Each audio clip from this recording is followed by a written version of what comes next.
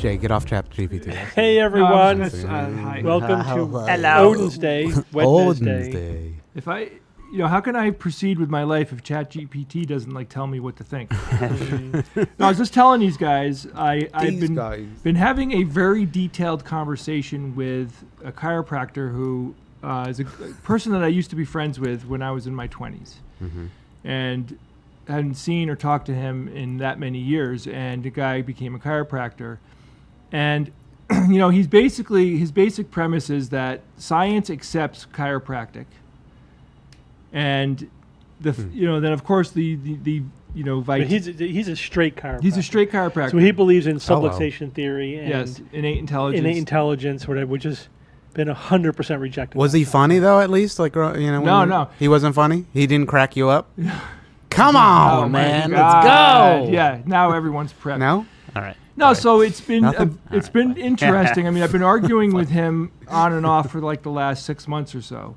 But then I really went for it this past week. I straight up told him, I'm like, your entire career is based on magic.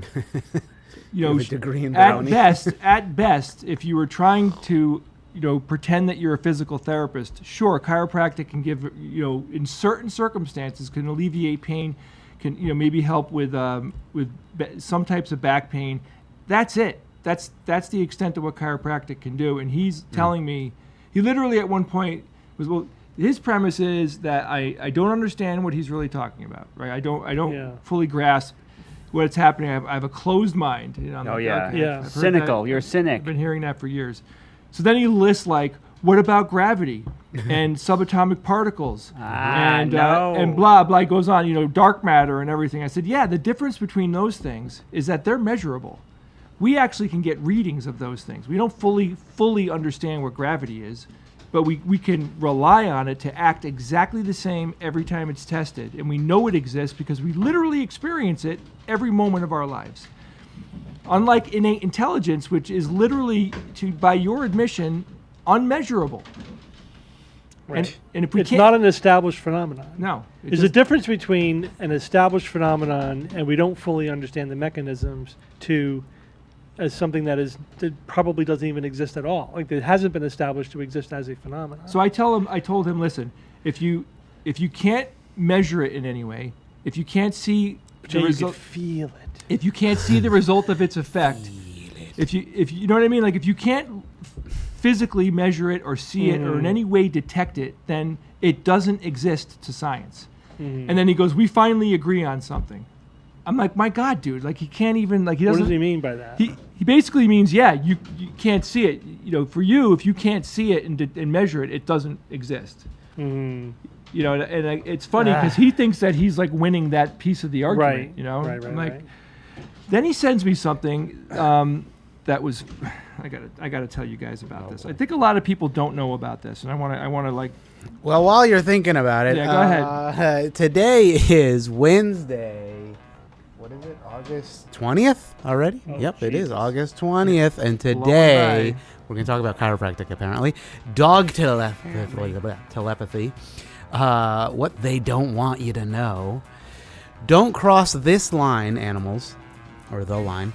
And then we're going to we're going to try to do our hands at a React stream, like a new age fandangled Dr. Tara Swart React stream. I think she was on Diary of a CEO, if anybody saw that. A lot of views on it, but a lot of interesting claims that she came up with. Anyway, Jay is consulting his past. Yeah. Well, he's doing that. Oh, yeah, go ahead. I had a similar recent interaction. I was thinking of maybe bringing this up on the show tonight, but with an anti-vaxxer who has appeared on the comments to one of my blog posts on Neurologica. So there's in the whole interaction, he is like full from top to bottom of anti-vaccine propaganda. Yeah. Like everything. He's hitting all the greatest hits. The greatest hits.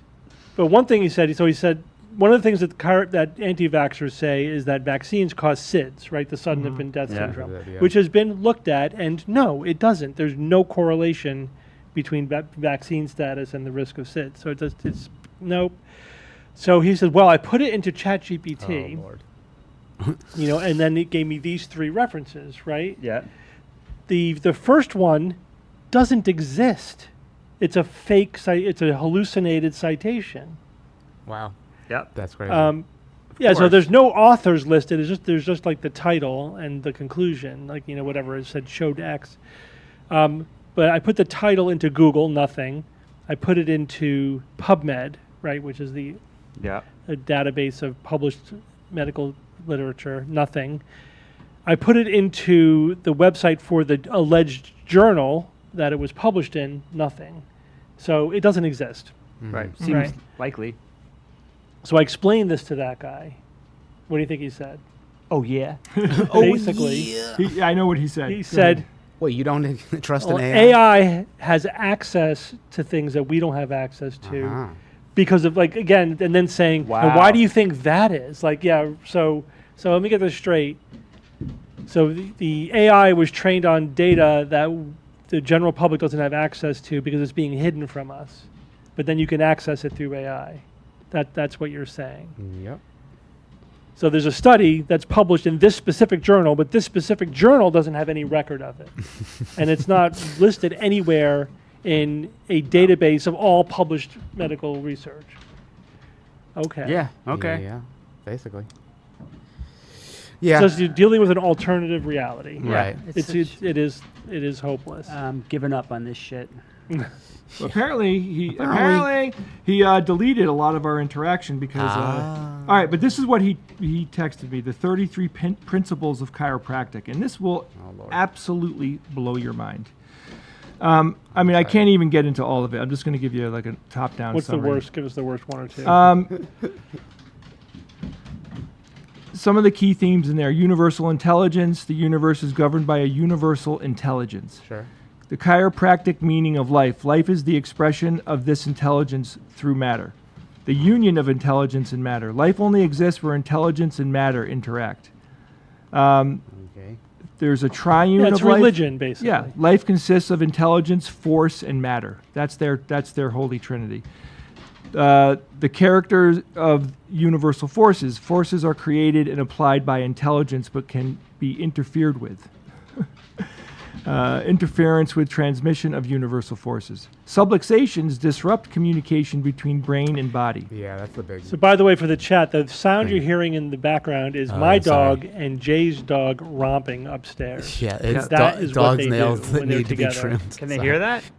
Maybe it might be coming from my mic. Let me mute me. We should put him outside.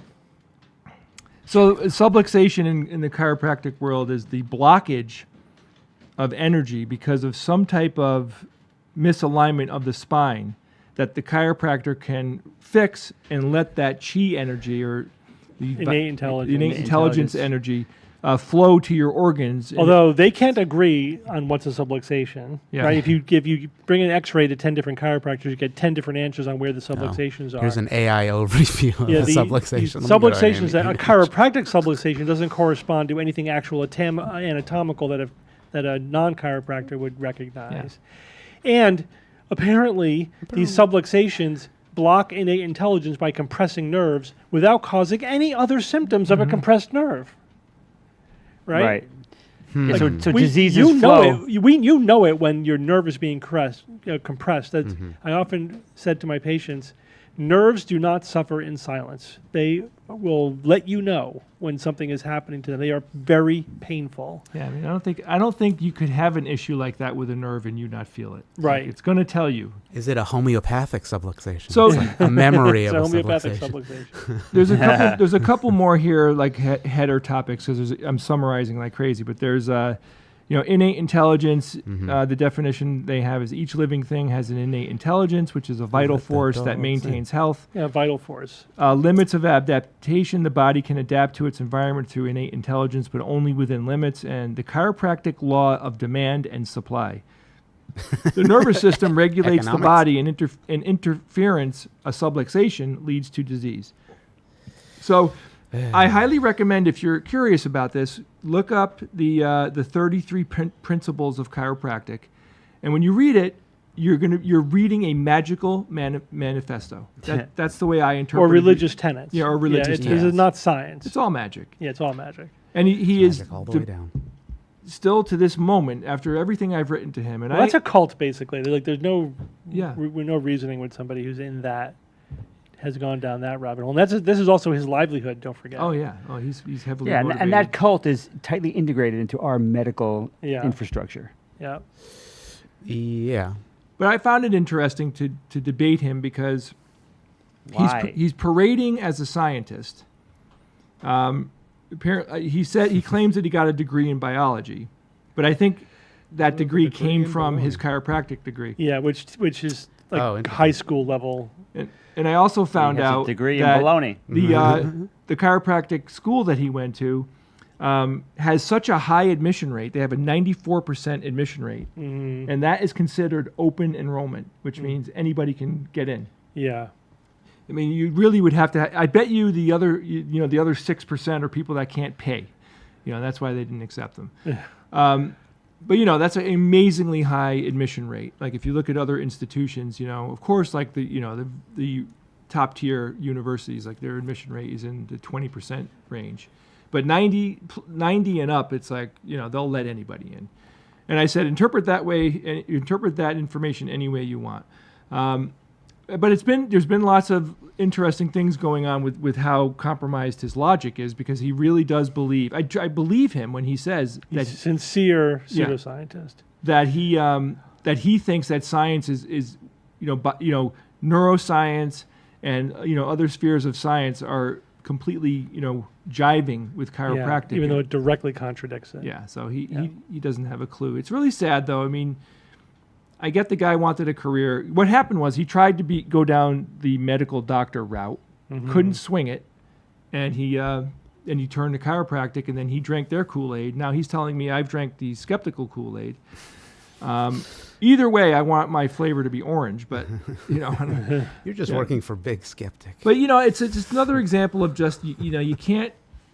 As hokey as this sounds, it's 100% true. You can't use rational thinking to get someone out of a position that they didn't get to. I don't know if that's true. Thinking. Is that true? I really though? believe it. I don't know. Well, I mean, it's never worked for me. I mean, I used to believe some wacky. It's difficult. Religious shit, It's very you know what I mean? difficult to took a reason while. somebody out of a position they didn't reason their way into in the Yeah. first place. Directly, You but have you to can change the way they come to Right. conclusions. I think that's probably true. You can't operate within their existing paradigm. Yes, that's true. You have to get them to understand. No, but you're doing it wrong. Basically, like the anti-vaxxer on my website. There's no way I'm going to convince him with studies and evidence and logic No. that he's wrong. I'd have to convince him that his whole process is wrong. He is evaluating information incorrectly. And there's no way, he is way too deep into the anti-vaccine cult for that. And if you do convince him, if that does happen, it's not going to be an event. It's going to be a process. Yeah. You got to be planting the seeds over Right. time. And good luck, It's Bob, not quick. convincing someone that is making their money off of this. I Oh mean, yeah, this is well that's just another layer that makes crazy. it The other thing more is there's a personal impenetrable. connection. Like as soon as they say, well, my kid got injured Yep, from a game vaccine, over. it's game Yeah. over. Like there's no way it's like that now you just made it 100 times more difficult. Yep. Yeah, There's an it's emotional investment. exponential. Yeah. back in the walk 80s, away. I was going to a chiropractor, right? Mm-hmm. And I went down there. The guy took my x-rays, told me I had subluxations. Yeah. I said, I'm not experiencing any pain. I was in the prime of my health. I'm like, I feel great. He's like, well, sometimes like they're there and you don't even know what they're doing, but they're there, and he gives you, your adjustments, crickety crack. Next thing you know, Crickety crack. you walk out with no improvement, no nothing. You just get this sense of, Well, what you're they have? lighter. They Your have wallet's lighter anyway. the about chiropractor. 60 I went to bucks. 2 chiropractors in my life. Yeah. Both of them had extraordinary bedside manner, Yeah. like extraordinary. This one guy would take my hand in his, and he was super sincere, and he'd make eye contact, and he's like, Because that's the only feedback loop. yeah, Right? yeah. They're not selected for for what they do working or for what they do being science-based or and there's no external, alignment with published scientific evidence or anything like that. It's all who's good at marketing and bedside manner. Yeah. Yep. I also, when I was in college, I What a waste. went to a doctor. I was recommended by one of my teachers for. Well, I was thinking I was having allergies or whatever. I go and they give you like a quick, you got to fill out the sheet and like, what do you typically eat? What are your favorite fruits? What are your favorite vegetables? Pets. They want to know anything that you could be allergic to. Child. And I go in, and the guy tells me, well, this is crazy. This was homeopathy. So what he did was he had me hold different substances in my hand that were in vials, and then he had an electrode that he touched. And if there was any interference with that electricity, I was allergic to it. And it turns out I was allergic. He told me I was allergic to everything I liked. Everything. Tomato, which is tomato sauce to me. That's crazy. Oranges. Italian. There was one other food item I was literally like, I don't care. Meatballs. It wasn't that specific. I'm allergic to my poodle at the time. We all had a poodle growing up. He's like, I'm allergic to everything. It turns out I'm allergic to nothing. I am virtually allergic to heavy-duty latex that touches my skin for 3 or more hours. And I learned this helping Bob. That's it. I'm not allergic to oranges, by the way. That's good. Yeah, so I mean, it's crazy when you bump into this stuff. Particularly, I have vivid memories of doing it when I was young and I didn't know everything I know now. And I'm like, wow, I fell for it too. You know what I mean? Like it was easy. You just think they know what they're talking about, and you get involved and you start to, I don't do it anymore. Why? Because I even in my 20s, I realized that it wasn't helping me at the very least. Mm-hmm. One of the viewers asked about the bedside manner of physicians because they had an experience with it, and they're saying, do you think this is lacking in mainstream medicine? Not at all. So people are individuals. You see the entire spectrum of bedside manner. It is taught in school and also in mentorship when you're going through your training. It is also a different specialty specific. So like pediatricians have fantastic bedside manner. Yeah. Just fantastic. That's like you can't function as a physician. Yeah. If you're an anesthesiologist, your patients are unconscious. But what's funny though is in my experience, right, throughout my life, I've had surgeries. They're usually kind of jokey. Yeah. They're always like, hey, how you doing? Hey, let's do this. Yeah, they're trying to put you at ease in their own way. Yeah, but some doctors though, surgeons are kind of all over the place. Yeah. Neurologists tend to be nerdy, to be honest with you. No. It is true. so there's sort of different personalities and characteristics That are attracted tend to it, yeah. It's always like, what's the cause and effect? Do you become a nerd, or do you because you're a neurologist, or do nerds go into neurology, or whatever? It's probably a little bit of both. It gets reinforced, and you get a subculture within the different specialties in medicine. Yeah, but yeah. Everyone strives to have a good bedside manner, Yeah. right? But there's different ways to do that.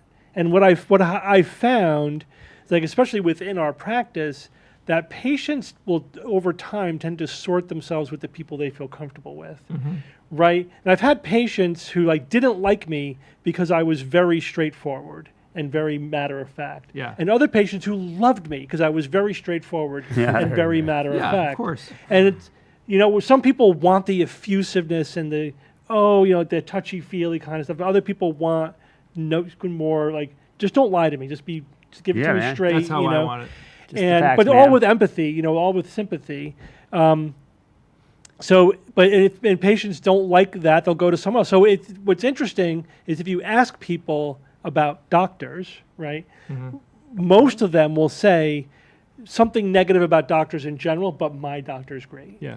Right? Everyone says, well, my doctor's great, but I hear other doctors are whatever. They're Sure, that blah, makes blah, sense blah, because they've probably been through a few doctors that they they found the one that they feel comfortable with. Right.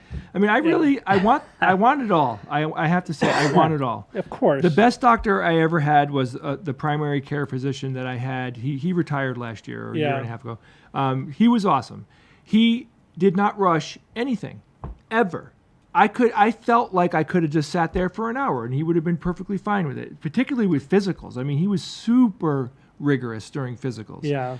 He would be pulling out books and looking up stuff and searching on the web. Yeah. Like to see what's what or medication or whatever. Like I loved that. Like it wasn't all like I know everything, or if I don't know it doesn't matter bullshit. His bedside manner was fantastic because he was friendly. He asked me questions about my family, all that stuff. But when it got down to brass tacks, he would be straight with me. And he'd be Jay, you got to stop doing that. It's not good, whatever it is. Stop masturbating 10 times a day. Yeah, I mean, and I did. That was the one thing I didn't follow. Ship down to 9. But yeah, 9, but that was hard. Isn't that the point of Dr. House is like terrible bedside manner, excellent science. Drug addict a-hole. Right. He's Sherlock Holmes, the physician, basically. Yeah. But yeah, that's the whole narrative. Don't get me started on Dr. House. The whole it's narrative, everything is so. It was fun. It was a fun show, but don't confuse that for reality. Right. There's so many things wrong with it. Don't put up with a shitty doctor just because. The formula was so freaking obvious. I mean, it's like that TV show. It's Hugh Laurie also. He's goof. Great. No, he's great. But he's a comedian first and foremost. He did a great job in that. I liked it. I mean, I knew better though. I hope people didn't watch that show and be like, I gotta find a Dr. House because there isn't. The other thing, so somebody said, the doctors at the VA, the Veterans Administration, must have been absent the day that they taught Bedside Manner. So I'm not going to say that because there's a VA attached to Yale, and I know all the doctors in the neurology department who are there, and they're all fantastic bedside manner. I don't think it's categorical, but I will say that there is also an institutional culture when it comes to everything in terms of the practice of medicine, including bedside manner. Yeah. And that institutional subculture is also regional. Like if you go to different parts of the country, you're going to get a different bedside manner. Yeah. And if you go to different specific institutions, and I've experienced that myself. And listen, one time I had to bring my mother to the ER, and I went to this whatever was closest, which turned out we were not in our home state at the time, turned out to be like a poor town, basically, a very low, poor hospital essentially, and everything sucked. Like just everyone was terrible. The entire institution was horrible. The total interaction was a complete mess. Then I ditched. I'm like, there's no way I'm going to stay here. I took her to a little bit farther out, but to basically a nice hospital, and it was completely different. Everyone was actually helpful, and they knew what they were doing, and they were professional. Yeah. The institutional culture was night and day. So, listen, people are people. You'll see everything out there. Just you can't make any statement about the entire profession because it's not true. It's made up of individuals, and also it's not easy being a physician. We all have to figure out a way to make our personalities work with our professional persona and the kind of doctor that we are, and we all bring all of our own strengths and weaknesses to that process. It is a process. So, take that for what it is. You do, if you don't feel comfortable with your doctor, find someone you do feel comfortable with. That's I think the best advice. And don't be afraid to drop your doctor. I mean, my current primary care physician and I are going to part ways very soon. I just got my physical. I wasn't pleased. I just this is like I think the second physical I've had with him. I felt like the clock was ticking the whole time.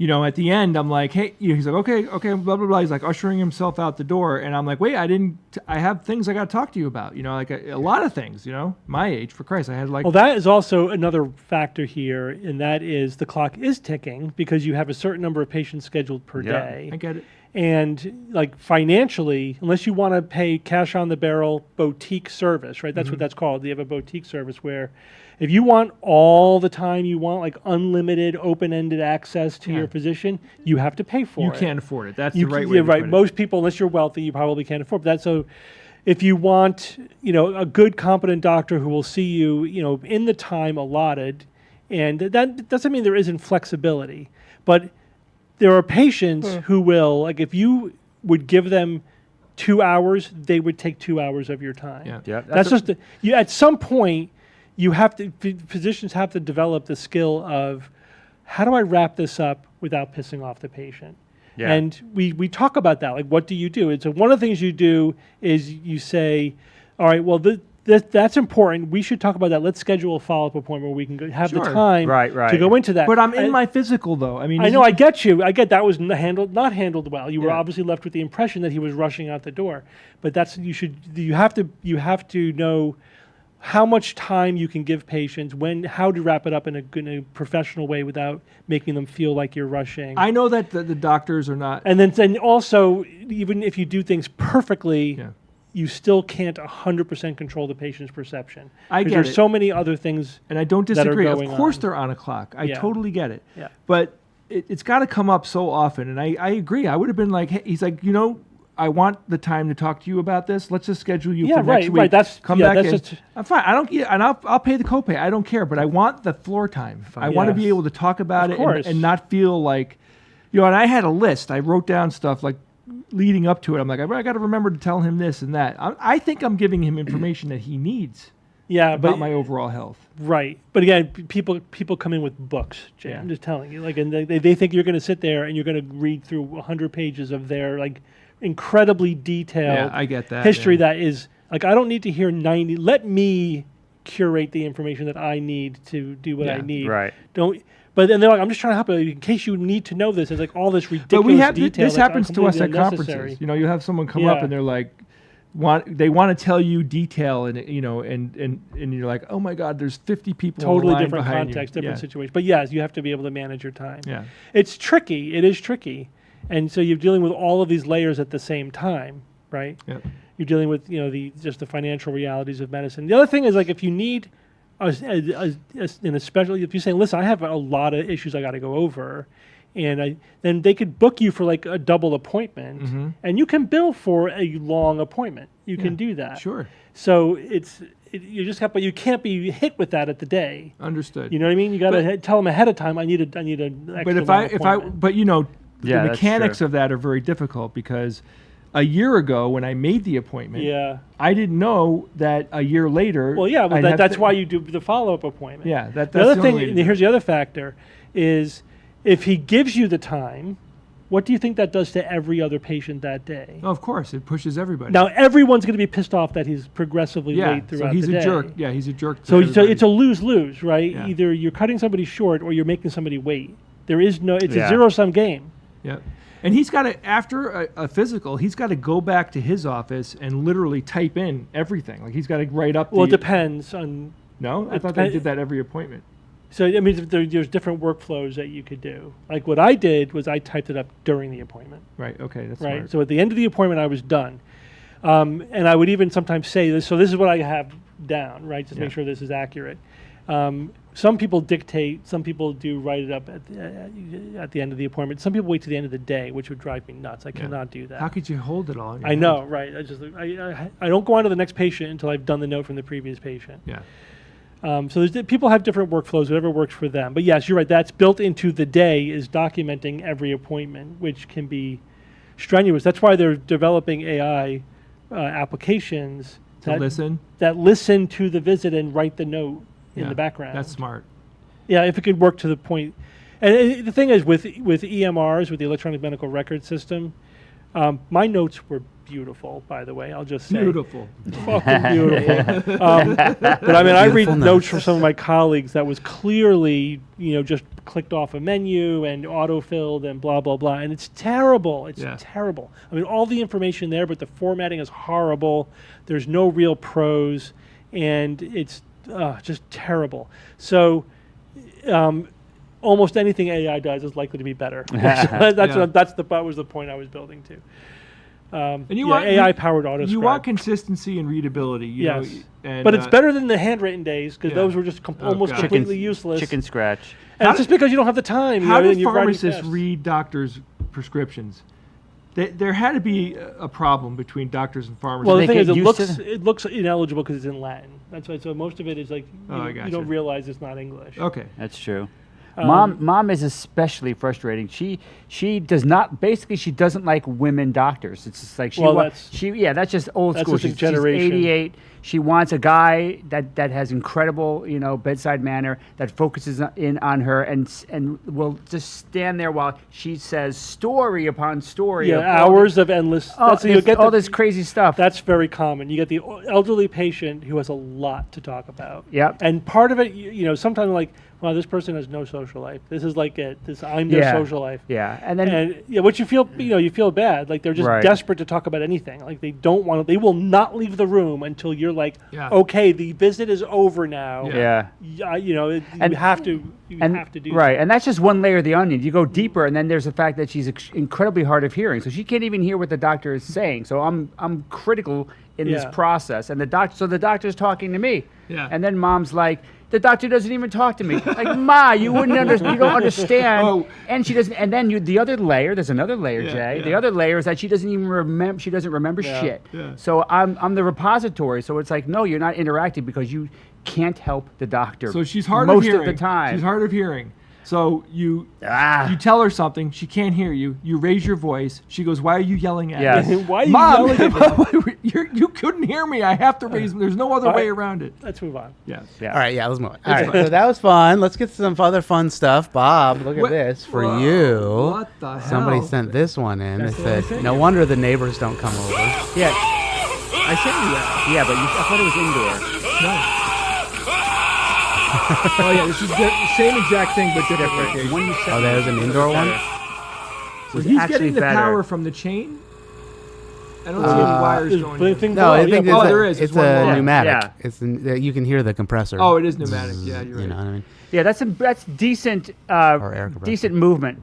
Jay sent me another version of this. It was indoors. Was it the same prop? But the movement was actually better. It was very, very realistic, and it was a really good job. But those are always a lot of fun. Wasn't as jittery.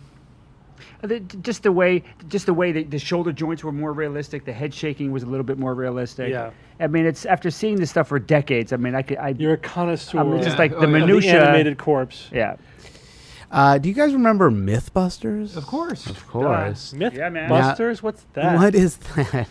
Do you remember a segment about walking or running through the rain? Yes, I do. What is your... My memory, so the myth they were exploring was, does running make you wetter because you're hitting more rain? And they were dubious about that, but then they confirmed it was actually true. That's my memory. That's your memory. That's right. That is the memory. However, apparently, it has come out that might not be so accurate, and there are some TikTok users that are upset and they want a written apology. Does anybody else remember that episode of Mythbusters where they said that if you got walk wet in the rain, you actually get less wet than if you run? I don't know why, but that was like a core memory for me, and I've taken it very seriously from that day on. And I just found out recently that they made an updated episode where they said actually they were wrong and they did the test incorrectly and you should be running. Never saw that one. You know how dumb I've looked? 23 years of my life, it's been pouring rain, and I've been like, and people were like, "Why are you walking?" I'm like, "Mythbusters." I mean, but do people legitimately say they want an apology? No, he's joking. But like, apparently subsequently there is an updated version of the show, which goes into more detail. It's good that they did that. Should. Yeah. I mean, they're very clear about the fact that, listen, these are not publishable scientific studies. Exactly. These they're are not peer demonstrations. Right. with a particular story arc to that. It's like you're just waiting for the next episode where they blow something huge up. That's true. That is not that what they that's a fair didn't point. did was not worthwhile. I mean, it was good. What they did was great. But I mean, come on, it is what it is. I, I mean, I it's a like good- that they showed the process. Yeah. You know, it gives It people showed a little scientific effort, you know what I mean? Right. How do we It's a- explain It's a this? decent first approximation. Yeah. insight. And they were entertaining. You know, I mean, that show. Oh man, damn. So somebody Fantastic. sent us So this, and it good. was like, "What do you feel about how if you think of how far your ancestors go back, there is something kind of amazing about that." Here, let's listen. Do you ever really think about the fact that you're the latest in an unbroken line of parents and children that stretches back millennia? Like, you know your parents, right? And they had you. And you know that process. And then you know their parents, and they had them. And you know that process, and you know those people. But then it gets to great-grandparents, and maybe you knew them, maybe you didn't. And then it's great-great-grandparents. And then it's great-great-great-grandparents. And it goes forever. It goes back all the way to 1,000, all the way to 0, all the way to 2000 BC, all the way to 10,000 years ago when the first modern human showed up. Was it 10,000? I think it was more like 500,000 that modern humans showed up, now that I'm like thinking with my brain. It was Both a of those long time numbers ago are that incorrect. modern humans started. And there was an unbroken line of parents and kids. This process that you've watched right now, if you had some magic power, you could just look back at all of those people. Somewhere in 10,000 BC was your great times 500 grandparent. Got it. This trips me out. And you pluck out one person anywhere in that line, and that's it. You are not born. It's more. It blows your mind more if you think about the fact that there's an unbroken line of inheritance, 500 million years old, right? Like, Right. Oh From yeah. a fish. there has to be a Beyond, from whenever the first sexual reproduction was, and even hominins and Yeah. Beyond that. well beyond that. yeah, I know. There has to be an unbroken line. For some reason, that doesn't blow my mind. It's implied in everything that you learn about. Yeah, sure. I'm just, but history of life. just saying, if you think about it, it goes all the way back to the first life. But also, when you go back thousands of years, everyone's related to everyone. Yes, right? right, If you think like yes. the number of your great There's parents so becomes many. larger than the population of the Earth, Mm-hmm. which means that everyone was your ancestor if you go back Yeah. far enough. Yeah. Yeah. Sorry, the video froze for a second. Yeah, I think a couple people sent us in. They're like, it's interesting how numinous this is, or whatever, like how, because we don't have religion, and there's something to the religion aspect if you took this on, where it's, oh, well, you were meant to be here, or something like that, or what's that argument the creationists use? Is like, oh, you shake up a bag of stuff and you get a 747 out of it, or like, Yeah, how right. is that it's just random, but it must be a purpose. As opposed to, it's just amazing it's how designed. it works. Yeah. It's designed. It's I not mean, by chance. Yeah. If there was a grand plan to things, don't you think the average person would be more productive? It's like, really? So you're part of this grand plan, and you basically, like, you have a horrible job that you don't like. You're married to someone that you don't like. You know what I mean? It's like, what's going on with the plan with all of these people that aren't happy and productive and doing positive things? Oh, it's because they went to the store that one time and they helped this person pick up the fruit that fell on the ground, and that happiness went to the, and it's affecting people in ways that Or you can't tell. shit happens. Yeah. Shit happens. Yeah. Yeah. Somebody wants us to, I think, argue against Europe. They sent this one in. Are you guys familiar with heat stroke? Of course. And do you like ACs in America, first of all? Yeah. Do you have a guess at the rate of heat stroke in Europe versus America? And what's this going to tell us? Yeah. I don't know. Well, I mean, maybe they should get on the AC train. Somebody was like, sent it in. Was like, Are they saying that because they don't have as much AC, their body can tolerate a higher heat? Because that's incorrect. no, I think that they don't have ACs, so there's a higher rate of heat stroke in Europe. That makes sense then. So here, let's yeah. So let's. what were you talking This about? guy is an interesting balance between the two, but we'll see what he More says. than Great camera 3 angle. times as many Europeans die of heat stroke than Americans do of gun violence. Yeah. Okay. And you guys think you don't have to drink water. Oh, you Americans with your air conditioning, and it's not that bad. More than It's a meaningless 3 statistic. times as many of you fuckers die from the heat at a latitude equivalent to Canada Also irrelevant. than we do from guns. And we don't hear the end of it from you freaks. This guy is a DFC. You know what that is? He's desperate for content. I thought it was. It's like you, Different F word. This is what the guy does. He looks at things, like he reads a paper, looks for statistics. Oh, all right, I can make some hay out of this. Yeah. And this is what you get. But people do that in real life, I think, not just when they're looking for content. Is they make those, they compare statistics that are not really related. Yeah. You know, like heat stroke death and gun violence. Okay, that's have nothing to do with each other. Even if you were comparing heat stroke to heat stroke, you still have to control for the environment. You have to control for so many confounding variables to say that it's due to the lack of air conditioning or whatever, that it's something to point to one specific thing when you're doing that kind of ecological evidence, you know, like population level evidence.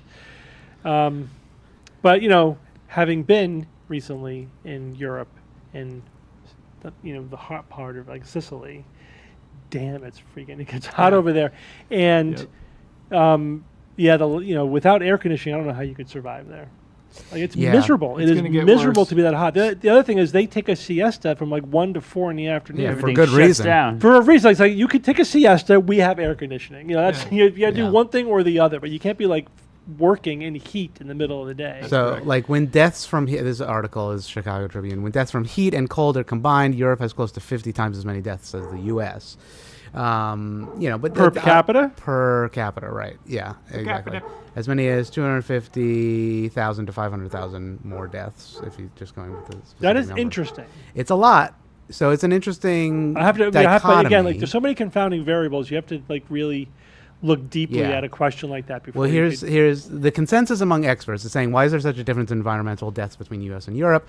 Consensus among experts regarding heat deaths is the ubiquity of air conditioning in the U.S. and the relative paucity in Europe. paucity. The majority of deaths in Spain Good during word. May-June heat, kind of like, well, and also midday probably, heat wave were in the north of the country where air conditioning is uncommon compared with in the south. So, besides providing comfort, air conditioning saves lives. And in the U.S., like whenever there's like a power outage in the middle of the summer somewhere, Yes. there's a spike of heat deaths Right. from the lack of air conditioning. Right. Go into your basement. Yeah. Why don't people have air conditioning? I don't know. It's just not very common in It's just a Europe. cultural I guess a thing. cultural Yeah. thing, yeah. The U.S. is, I mean, They I think don't we're know why. spoiled. Yeah. We just figured it out. And maybe we are, because We are, man, I too. would not tolerate living without air Yeah, conditioning. it's crazy. I can't sleep in a warm It's a room. quality of life yeah. thing. It's, Yeah. But It really is. apparently it's also Apparently. it's a good it's a good way to prevent death. It's a healthy thing. All right, a couple things, guys. Yeah. Somebody said siestas aren't for sleep. No, they're for getting out of the heat. Yeah, getting out of the heat, relaxing. That's what I said. Making a meal. implied that. right? All right, so something might happen in 15 minutes, and I just want to prep you guys. There So- was, I saw an image I wanted to show before, like people sleeping on fire escapes in New York in the 20s, I think, Yeah. or 30s. To get a something. little wind or a little air on them. Yeah, just like because it's so hot. Remember the baby thing they had? Oh to yeah, hang the out window? baby window crib thing. Yeah. Give your baby some fresh air. It's amazing we survived that. Yeah. To our line. Yeah. I think it's amazing that the human race survived in general after what general. I've seen in the last 10 years. So anyway, Right. about 45 minutes ago, or a little bit longer than that, Oh Lord. I got a rando phone call. I picked it up. I usually don't pick up phone numbers that aren't programmed into my phone. I let them leave a voicemail. But I saw this, and I'm like, oh, this might be, I had my roof redone recently, and I'm waiting for them to call me to tell me. Yeah, I hate that when you have to answer, and Yeah. even though you're worried it could be spam. So I picked it up, and it turns out that it was a scam, right? So this they're faking that it's Citibank. Very verbose woman. English was not her first language, and they're telling me that somebody bought a MacBook Air, $3,000 purchase in Grand Central Station about a week ago. Or no, this is Well, they applied for a credit card under your name, Yeah. received the credit card, and then bought a MacBook with Yeah. that credit card. Yeah. gave, That was the story. gave me fake numbers at the end of the credit card. turns out my wife and I do have a Citibank card. And But the not numbers that's don't not. match. But the point is, it's not a card you have because it was Yeah. sent to somebody else. So what she was doing was buttering me up to speak to their fraud specialist lawyer guy. Apparently, it wasn't very clear who I was going to be talking to. But it was. They always send you to somebody else. Yeah, so that phone call is going to happen in 15 minutes. Maybe if they decide If they to call back. So if they do, we'll do it live. I'm going to warn do you. it live. I was pretending to be one of the Jerky Boys characters. It's his go-to. It's the Chat. I didn't have time to prepare. It's his go-to. So I'm basically playing an old, incompetent, confused person with a very high-pitched, whiny voice. So don't be surprised when I do that. My sciatica. Yeah, and I think what I'm going to do is first I do this from time to time just to educate myself on Yeah, scams. where's it going? Yeah, I want to know what when they pivot from. We're never going to ask you for anything to you have to give us your credit card information so we can blah blah blah. I don't know how they're going to play this one. I'm going to try to create a sense of immediacy so the guy doesn't give me another 20-minute rigmarole. Yeah, so we'll see. So just be ready for that if it happens. It's The gonna one be thing I weird. don't know about, Uh-oh. one thing I don't know about, and this is why it's actually good for you to use a fake voice, is sometimes they're just trying to get you to say something Yeah. that they could record and Yeah. then use later. Yeah, Like for sites that have like a vocal sure. key. So Is that a common thing? Is that I don't know, but know?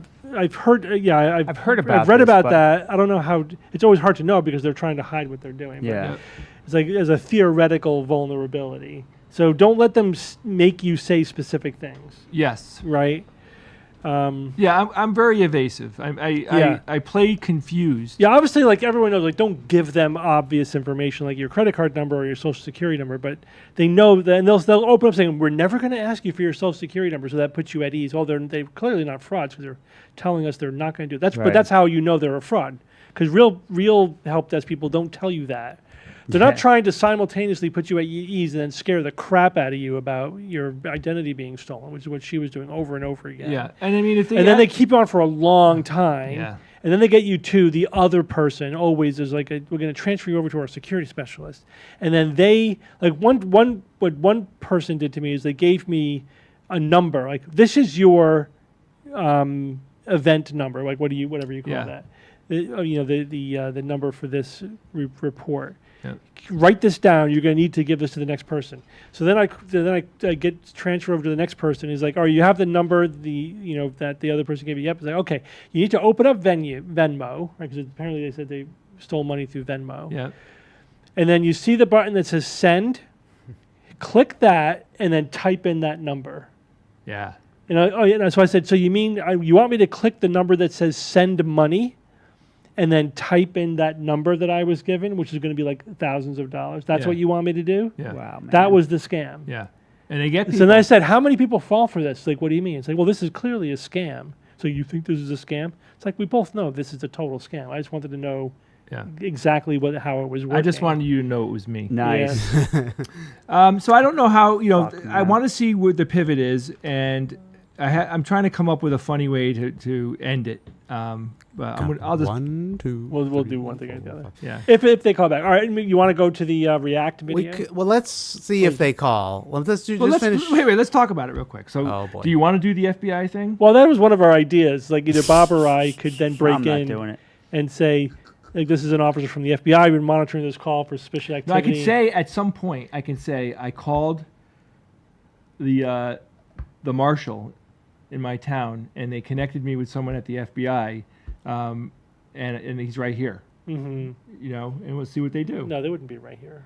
No, well, yeah, I have. And he's on the line. I have him on the line. He's listening Yeah. to this phone call. They'll probably Yeah. just hang up at that point. Maybe.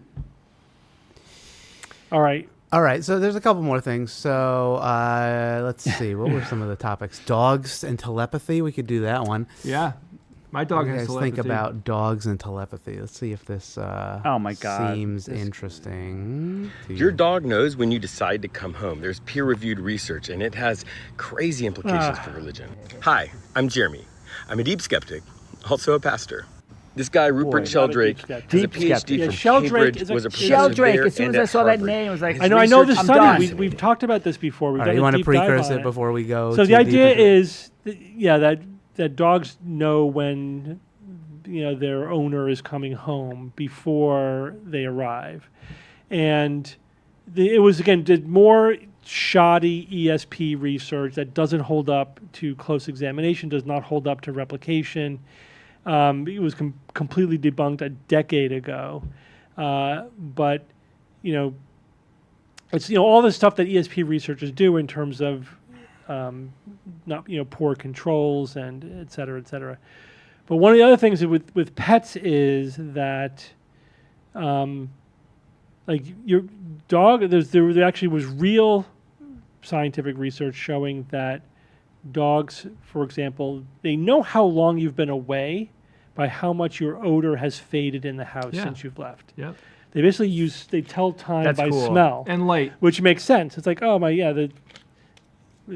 owner's been away for when his odor gets to this point, that's about when he comes home, and That's so fascinating. that's how they know. But he's saying that like the person's at work, they're wrapping up, then in their brain they're like, okay, I'm going to go home now, and the dog immediately jumps up and does a backflip, or whatever, like that's what he's saying, right? The dog knows that they're going to. Yeah, so he gets into the quote unquote study about this. All right, let me tell you about the experiment. It was published in the Journal of the Society for Psychological Research. What he did was he had owners of dogs drive and go somewhere at least 5 miles away.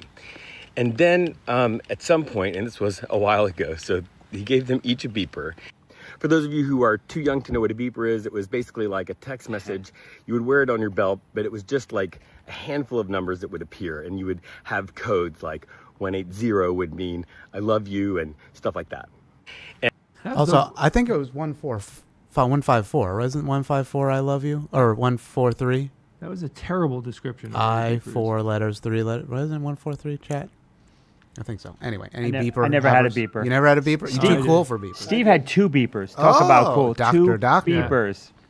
Doctor. Not 145. I wonder what happened to my beeper. I guess I just ended up in the garbage at some point. Beeper. Beeper.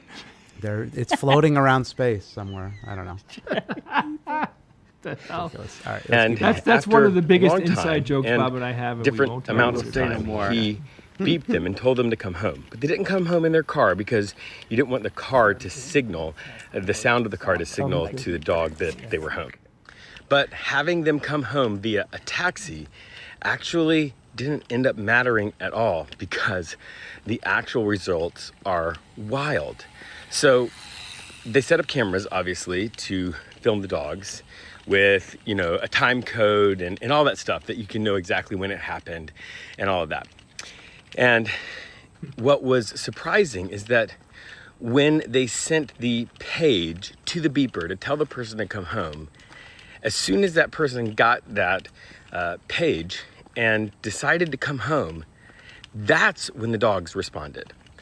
When they got the page, about 50% of the dogs immediately got up and began looking for their owner in the place. No longer able to hear the stream. You can't hear it? No. Oh, I think it should be. You might have to press play again. I did it. I did, and it was working. Then it stopped. Now I'm pressing play, and nothing's happening. Uh-oh. Did it connect to your iPad, maybe?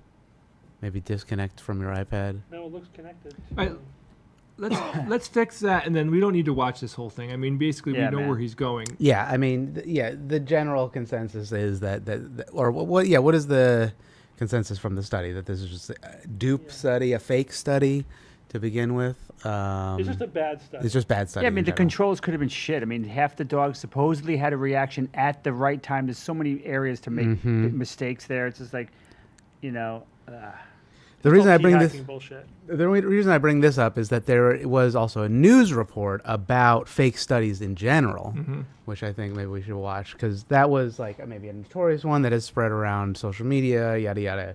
It's silly, but let's look at what the CBS News Chicago has to say about fake Published studies. scientific research fuels the breakthroughs that shape our world. But what happens when that research is fake? Well, researchers at Northwestern University sat down with CBS News Chicago investigator Megan DeMar to talk about the growing number of junk publications and who's profiting. These people are ruining it for all of us. Northwestern researchers Luis Amaral and Reese Richardson said they've always known there were fake scientific studies floating around. So here we have 4 different papers on 4 different subjects. But it wasn't until they started studying it with the help of several helpful sleuths that they discovered the problem was much bigger than anyone thought. This image is the same as these images, is the same as these ones, is the same as this one. Yes, these are 4 different research papers on 4 different types of cells, but they all borrowed the same set of images. We did this analysis and we found out something that was extraordinarily scary. Essentially, the number of fraudulent papers is doubling every year and a half. That's according to their study on the problem published earlier this month. In a nutshell, the publication of fraudulent science is outpacing the publication of legitimate science. Everywhere we looked, we were seeing indications that there was systematic fraud being produced. But why would anyone spend the time publishing fake research? Amaral and Richardson said there are 2 main reasons. The first is buying a reputation. They do this out in the open. It is not hard to find paper mill advertisements at all. They showed us hundreds of advertisements for these kinds of posts online, asking for anywhere from $100 a publication to $3,000 in exchange for authorship. The second reason for the fakes is to push for a certain point of view. For example, backing a dietary supplement for financial gain. So there are. So that's like the 90%. That's the premise. Yeah, that's the premise. Yeah, we're swimming in disinformation, but luckily, the U.S. government is on it, and they're shutting this down, and they're putting measures in place to make sure that the exact opposite. They're shutting science down. Well, shouldn't there be fewer studies now because they're shutting science down? Is that their solution, to shut down science? Yeah, right. Mm-hmm. And so that's one way to approach it. This is just depressing. It's just a fact that we live in the world where this is happening.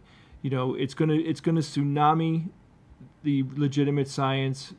You know, it's already producing more, but think about what the guy said. I mean, it's getting, they're getting more prolific, and when AI continues to improve and, speed and accuracy and all that stuff, we're just going to be in a world that is utterly, over the rim with freaking disinformation. And what do? I mean, the only thing I could think is that we're going to have to count on some type of artificial intelligence to help us maneuver our way through it.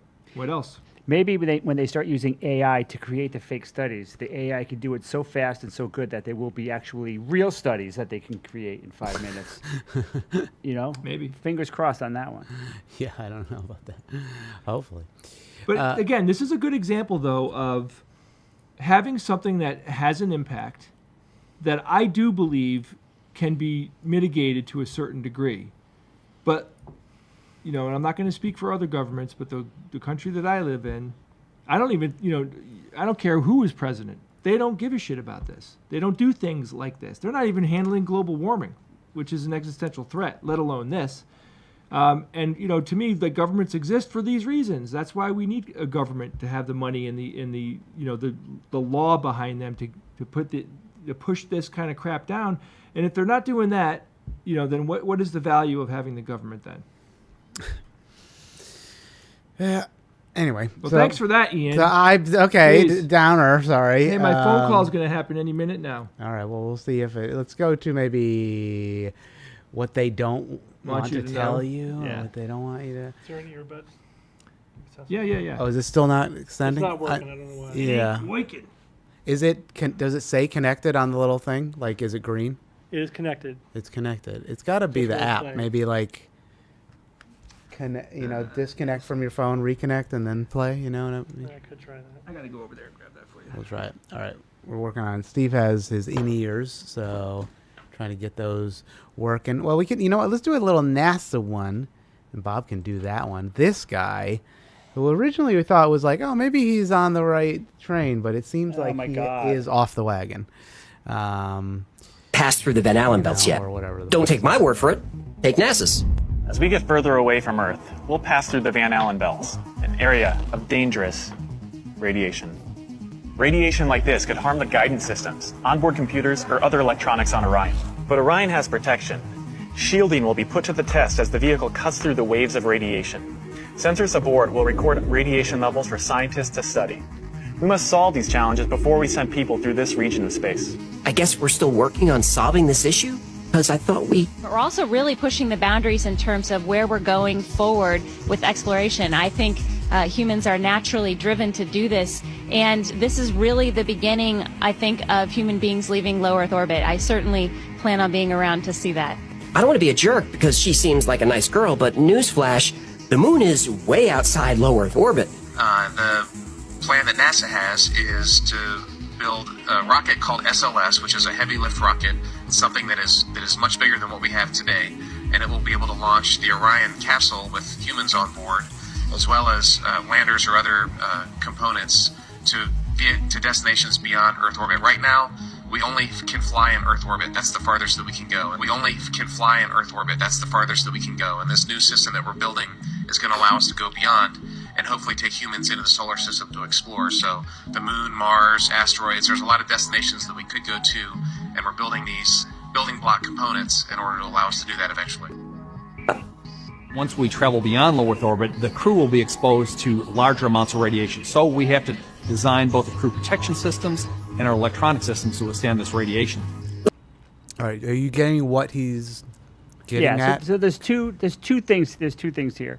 The first is that we already solved this problem. Yeah, we solved this problem of getting people past the Van Allen belts. Now the Van Allen belts is essentially trapped electrons and protons in our magnetosphere. They're trapped in the magnetosphere. They come from the sun or cosmic rays, and yeah, it's damaging. You don't want to linger there for a really long time. But we have solved that problem. You just pick a specific trajectory, you go fast through it, and you have whatever shielding you can afford, and you are fine. You get maybe, the astronauts that did go through the Van Allen belts experience like a couple of CT scans. I mean, it's not that big of a deal. It's something that we could deal with. But the thing is, that technology, yeah, it did exist. That was over a half a century ago. We can't use those rockets. The institutional knowledge that NASA had, the people that were there, they're dead at this point, and so you need to make new designs, modern designs. You need to create new supply lines to put this together. So yeah, we got to do it again. We got to, in a sense, invent the wheel again. Yeah, that's a thing. It's not the technology. It's not like we forgot the technology. We have to reinvent it. It's the infrastructure. You got to put it all together, and those were all one-off. All the Apollo missions, right? Those were not reusable rockets. They were all one-off missions. We're not going to just rebuild the Apollos. We're building a new system, right? The Space Launch System. Yeah, of course. Also one-off, single-use infrastructure. And it's the whole narrative is ridiculous. It's just absolutely ridiculous. And he basically says it. The last second of his video is where he. Could you fast forward to literally the last 2 seconds? Let's get to the end of what his whole shtick is. Stations pointed their cameras at the screen. The stations wanted a direct feed, but NASA refused. That's why the moon landing footage is such a mess. Yeah, they overwrote. They erased the video footage of the moonwalk. Yeah, I can't believe they did that. It's ridiculous that they would do that, but they did it. But okay, so what? It's not like some circumspect of some higher crime of making up the whole thing, which is, I don't know. Right. And it's one of those, hindsight is 20/20 things, because we're looking back on that as an epic historic moment. Mm-hmm. And why wouldn't they have documented it in the best technology they had available at the time? But to the people at the time, they were worried about budgets, getting to the moon, beating the Soviets to the moon, and they weren't thinking about documenting. In fact, the whole idea of having even a camera there was an afterthought. They almost didn't do it at all. Yeah. So the idea, they didn't have the same perspective that we do now, looking back on that, and which again, it's amazing, but and it's frustrating, but it's explainable, and it's not evidence of a conspiracy. It's just ridiculous. Yeah, at the end, he the best way implies that we filmed it. We protect a fragile human body from Van Allen radiation is lead shielding. But even a thin layer of lead would have made the Saturn V rocket too heavy to get off the ground. The only protection they had was a thin sheet of aluminum. But aluminum melts at about 1200 degrees Fahrenheit. The electrons in the Van Allen belts have energies of millions of volts. Now this would equate to a temperature of about 10 million degrees Kelvin. So how did NASA overcome this problem? They didn't.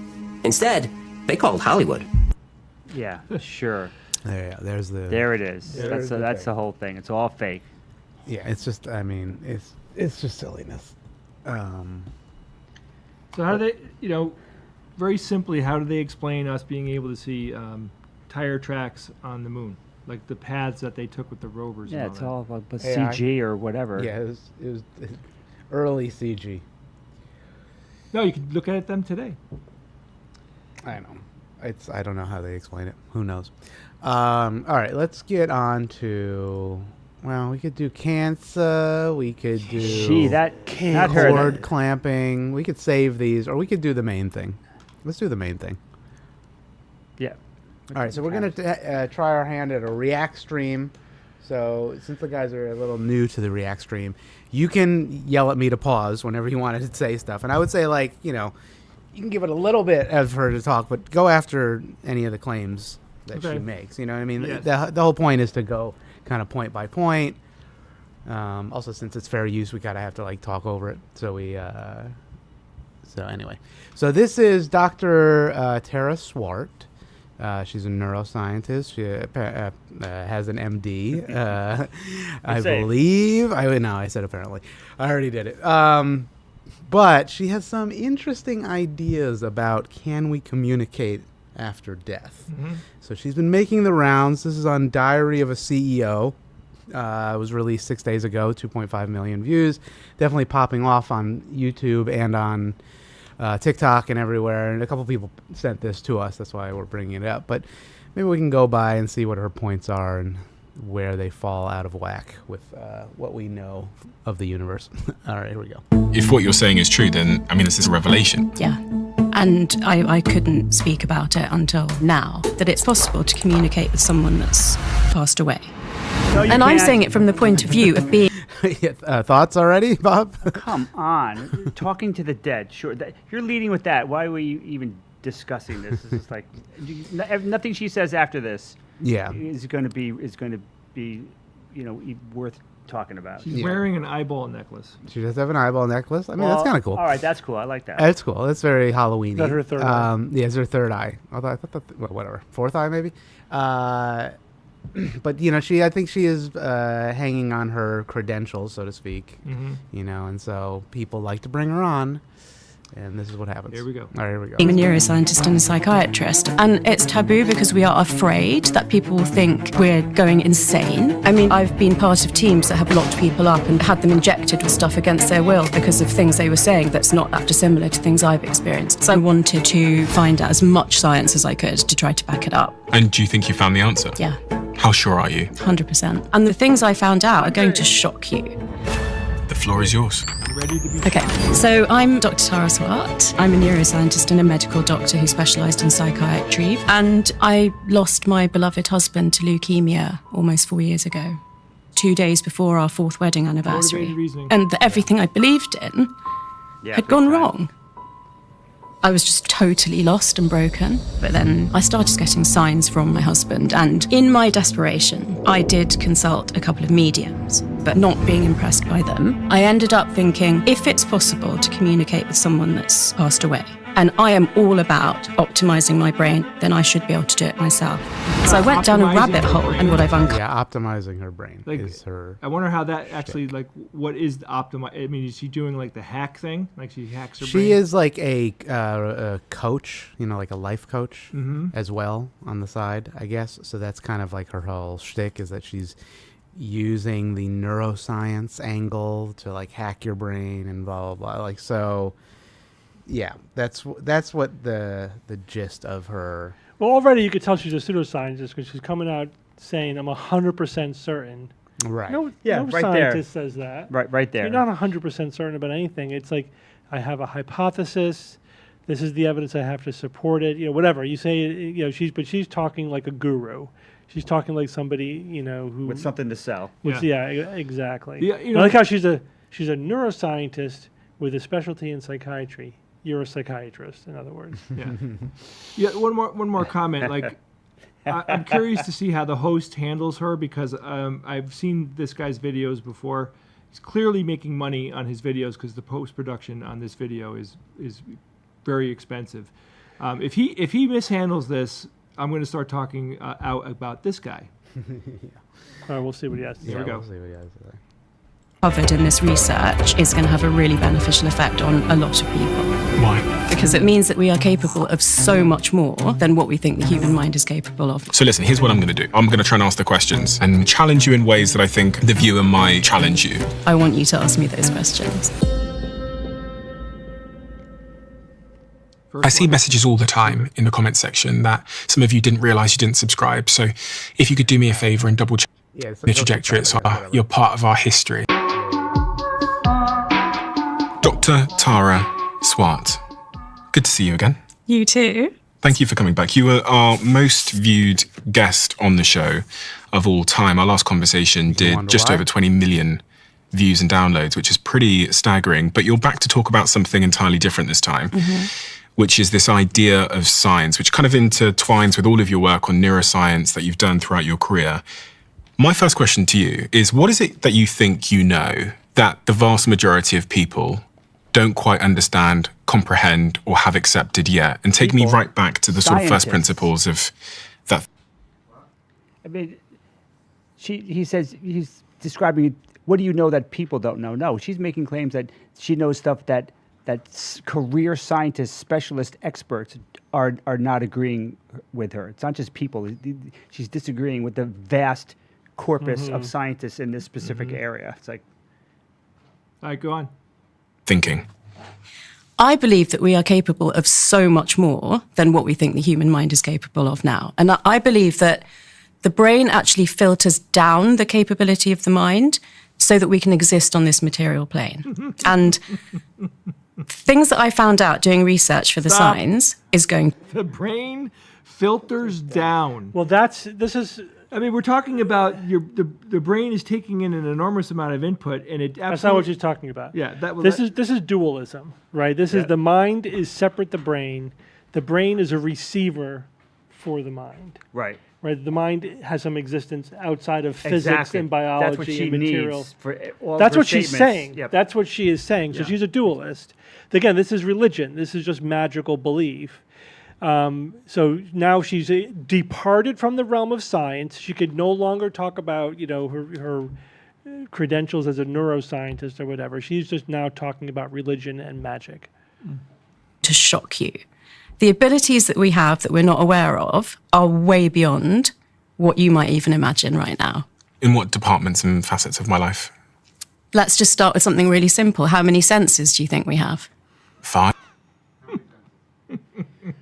We have... How many senses do we Depends have? on what you count as a sense. Yeah, I mean, the classic number... How many elements are there? No. The classic number is like 5 senses, but there's clearly more than 5. There's things like proprioception, vestibular, there's even chronoception. Some scientists say there's chronoception. I sense hunger. Sense according to of time. Scientology. So the thing is, she's probably going to give us a hard and fast number, and there is no hard and fast 1,000 number. or something?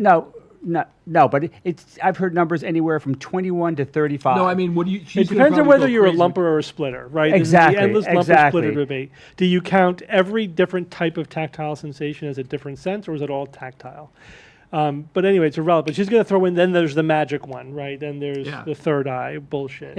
And let's see what the host does. I mean, if he's just going to nod and let her do it, or if he's going to push It's her back at all. confidence. She's like, oh no, it's a specific number. Here we like, go. There's no specific number. I can smell, I can touch, I can hear, I can see. Is it 5 that yeah, 5. Isn't it 5? Have you heard of a sixth sense? Being able to see ghosts and stuff. Okay, so I think most people would agree that we have 5 senses. And some people would say, isn't there something like a sixth sense? And I don't think it's agreed what that might be. So I actually did a literature review of several pieces of research about how many senses humans have. And we actually have 34 as we currently understand it. 34. And so what does this mean? Like, what is because you're making an assertion here. Exactly. What is the assertion that you're making? And what does that mean for the material sort of consequences of my life? I'm making a hypothesis based on both the analogy of the observable universe and the fact that we have this expanded suite of senses to challenge you to understand that you are capable of much more than you think you are. And, you're a really good case in point for me because you love rationality and data and science, and you don't really love intuition and the unknown, the unseen. So, I think if I can convince you of anything by the end of this podcast, then the impact that that could have on society, I think, is huge. I mean, the things I found out are going to shock you. What do you mean by that? I, as you know, was a psychiatrist in the past. So I'm able to diagnose people and say whether they have a mental illness or not. In the past 4 years, I've been keeping a secret. And there were times in that 4 years that I had to ask myself if I was in clinical depression, if I was psychotic, if I was manic, if the way that my consciousness was expanding. I mean, Steve, I've been part of teams that have locked people up and had them injected with stuff against their will because of things they were saying that's not that dissimilar to things I've experienced in the last 4 years. She's not saying anything. I don't really know what that means. She's but not saying anything. That's a weird one. That was very vague. So, first of all, yes, we do will sometimes lock people up is a provocative way to say you put them inpatient, and you can do that without their consent if you have two psychiatrists sign off on the fact that they are an immediate harm to themselves or others. There are very strict laws around that. There has to be a determination, first of all, that they lack capacity and that they're an immediate harm to themselves or others, and that it's necessary for their own protection or the protection of other people to bring them in under observation, and then that only lasts for 48 hours. And yes, you can, there is implied consent. You can give, like if someone is psychotic and paranoid, they don't trust anybody, but you can treat that with antipsychotic medications. Nobody who's in the midst of a paranoid schizophrenic episode is going to say, yes, give me antipsychotic medications. Mm-hmm. It's 100% always going to be against their will, right? Because they're psychotic. That's the whole point. They lack capacity. So saying that, the way she's saying it is just really misleading and provocative. And then she's also saying that, and I did this to people, to patients who are saying things not too different from what I experienced. Okay, so does that mean they weren't psychotic, or does that mean you are psychotic? Yeah. Because that's the simpler explanation, is that maybe your mental health wasn't 100%, or you're also just bullshitting, is the other possibility here. But yeah, so you felt that maybe you were clinically depressed. There is such a thing as psychotic depression. So from what you're saying right now, the simplest explanation so far is that your mental health is in question. That does not bring into question the entirety of the concept of mental health, or that you're having these higher whatever order cognitions, and so are everybody that we're misdiagnosing as having mental illness. So she's really going off the deep end into dualist, spiritualist nonsense. And I'm right also now. seeing that she's got a very, very well-crafted story. Yes. She's not talking in the manner that I would think someone should be when it comes to this. And I know that sounds weird, but all I'm saying is she's got a polished shtick here that you're experiencing. Yeah. She knows she's dropping all sorts of dramatic, I lied for 5 years and they're injecting people, and it's all of that is to build up your desire to hear what she's going to say next. But okay, let's go. So we have a lot of unchecked boxes here. She didn't tell us about the senses, and we're about 8% through this. Oh yeah, I mean, there's a lot of that. She did say psychiatrist. I'm pretty sure somebody said that she said psychologist. No, she said psychiatrist. She said psychiatry. And I got one thing I'll say. I don't think they're going to call me on the scam thing, and I got to tell you, I was literally blown off by a scam artist. I'm not even worth a scam artist's attention. No, that's typical. They usually, if you get off the line for whatever reason, they just go on to the next. Yeah, it's a numbers game, so they got to get there. No, I look at it like I'm not good enough for them. That's why those streamers who keep them on the line for hours are so popular. All right, let's continue. I'm dying to hear about those 34 senses. I guess we better get into the secret, because I sat here with you almost 2 years ago now, and we had a fantastic conversation. But there was something you didn't tell my audience. What kind of interviewer would barely be able to get to, do we have 5 senses? We have 5? Okay. And then she says 34, and immediately you don't go, well, tell me some of those other senses. Yeah. I mean, Like just from being a skilled interviewer, you have to know that your audience is like, really? What are they? And the fact that he's not doing it, I do believe that he may be a sympathetic interviewer. Oh, totally. Let's Tell see. that, you can already And tell that. he said it earlier, is that you had 20 million Oh, views yeah. on the Motivated, last one. sympathetic. So, you know, So okay. And that's- also, here's the, oh wait, let me just show you how many senses apparently. Apparently I said it again. Science Sorry, or flavor? What is this? I don't know if this is giving me the right. How many senses do we have? Watch your source, though, too. Yeah, that's true. I mean, this could just be sensory trust. Who knows what any of these things? Thermoception, nociception, the perception of pain. Yeah. Equilibrioception, the perception of balance. Proprioception. Radiation senses, or sense of color. Okay. Okay. Sense of moods associated with color, like synesthesia, kind of, sort of. Mhm. Sense of temperature, the feeling senses, sensitivity to gravity, air, wind pressure. See, like, these are kind of like, are they really different? Right. I mean, I guess- Again, it's lump or splitter. Right. Is that all tactile, or are you splitting it out to all the different subtypes Mhm. Yeah. of tactile? Is color really part of vision, or is it separate? Are you going to do sweet, salt, bitter as 3 different Yeah, tastes? right, Or, exactly. Or is that Just all say taste? taste, yeah. Right. That's So- how you get to 34, I think, is like at the maximal splitter end of the spectrum, Right. basically. Yeah, exactly. But it's all stuff we know about. There's nothing Yeah, mysterious it's- about yeah, it. and there's nothing wrong with it. It's an And I do think there are interesting- some that legitimately do need to be split. Like vestibular sense really is vestibular sense. It's not really anything else. And proprioception. I mean, Proprioception it's is another one. It is a that's- form of tactile sense, but I think it's different enough. And what about Yeah, the it's sense definitely that somebody's different lying enough. to you? Or sense of humor. Sense of humor. No? Right.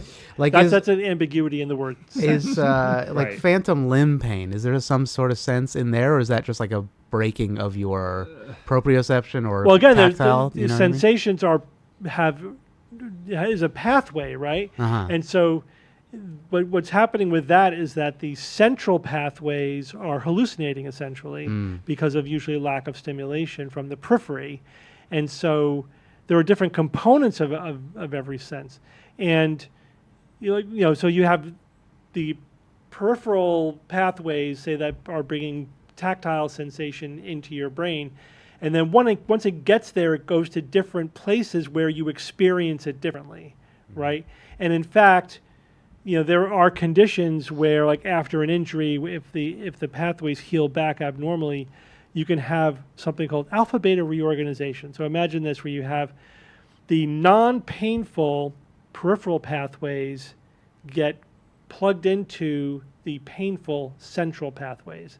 Does that make sense? So Not that a sensation which is not painful, like just gently stroking your skin, goes to the painful pathways in your brain, so you experience it as pain. Why? How do we stop that?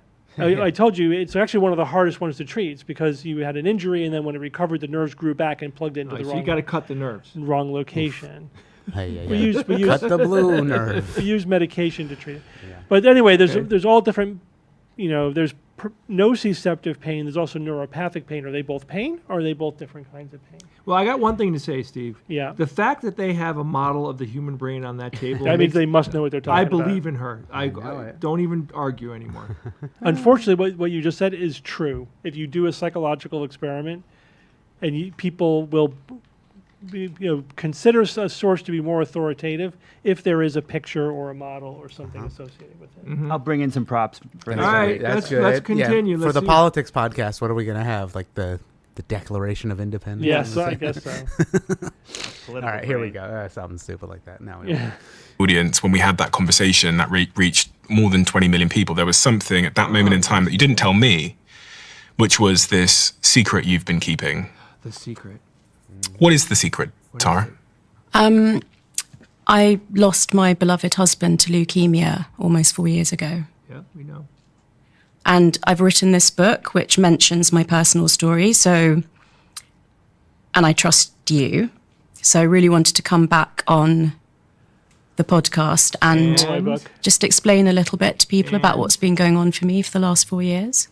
So your husband, Robin, you met him 2016? He's going to have to draw this And out he of passed away from leukemia in 2021. 2021. Now, from 2021, when he passed away, what happened in your life? What was going on in your world? If I was a fly on the wall in your context, what would I have seen?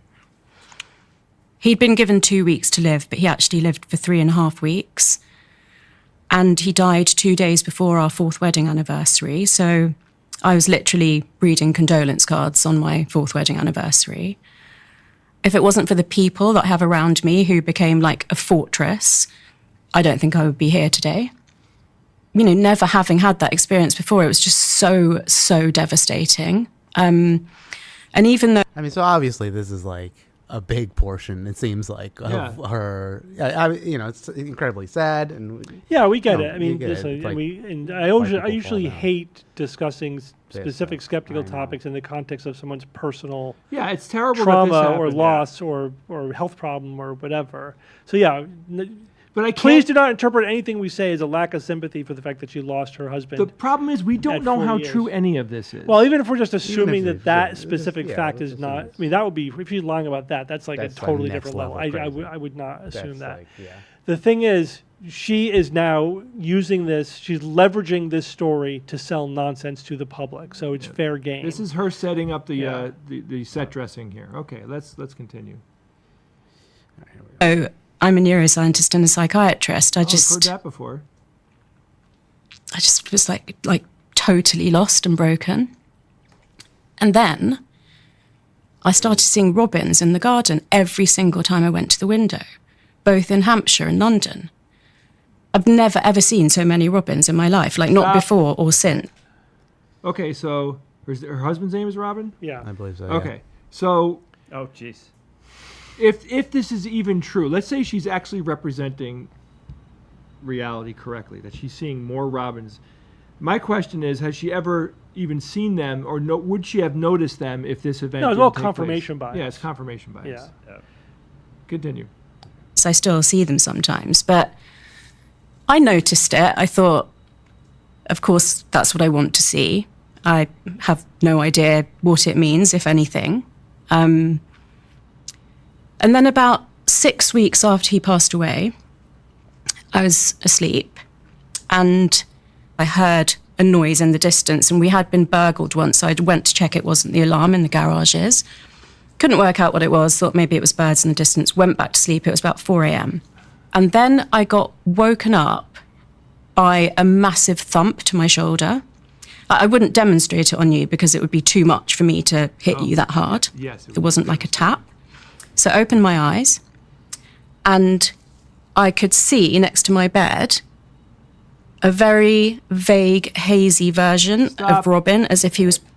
Hypnagogia, right? Yeah, waking dream Waking is up, the falling first, asleep. I mean, it's like you're the first thing you think of. I mean, if she, look, Ian, she's a neurologist. Neuroscience. A She's a psychiatrist, not a neurologist. She's a a neuroscientist and a psychologist. She should know about She this. should know about this.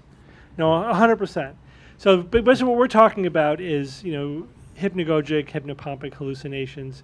If you, especially if you're sleep deprived or around sleep, or if you're awakened in the middle of the night or whatever, you could have essentially what is a fusion of the sleep-wake states.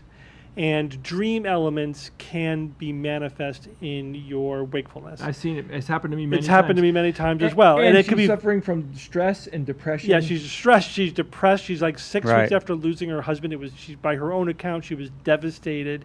She's probably completely sleep deprived, and she has a hypnagogic hallucination, which is like almost certainly the case from what she's describing. And yes, you can have dramatic physical sensations. Absolutely, I've experienced them. Sure. I've had many patients with them. Absolutely. And yes, you can see things, you can hear things, you can hear your name, etc. All these elements are well established.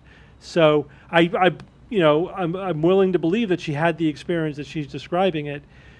Now, of course, she's the motivated reasoning to interpret it as an external event, as it actually being her husband, and evidence that her husband still exists in some way, obviously is massive. And I don't blame her for going for that. But again, she's now leveraging that into the public domain to say that, so she's 100% sure that science supports her interpretation of reality. So now you're sort of fair game to talk about this. She's fallen for her own hallucinations. Yeah. Right. Basically. And this, you see this in the paranormal literature all the All the time. time. When somebody has an extraordinary paranormal claim, but it's usually prefaced with this, either I was falling asleep or I was waking up. And Yeah. as soon as you hear that, you got to think, you have to rule out a waking dream before you could jump to the conclusion that a ghost made an appearance. And again, of every single profession that exists in medicine, psychiatrists should know the most. Oh my God. That when someone has an experience, you don't assume it was an external experience of reality. You have to determine if it was an internal experience happening in their brain. And the fact that she's saying that I was sleeping and all that, it's funny how deep you can go. Either she's lying, or she's a shitty version of whatever her skill set is, because she should know that. And if she doesn't know that, what else doesn't she know? Well, she's compromised because this is too personal for her. I still think that there's a lot of bullshit in here. The thing is, we'll never really know. I mean, I'm watching this cold. I don't know about you guys. And so I don't know. I don't know her. I don't know how sincere she is.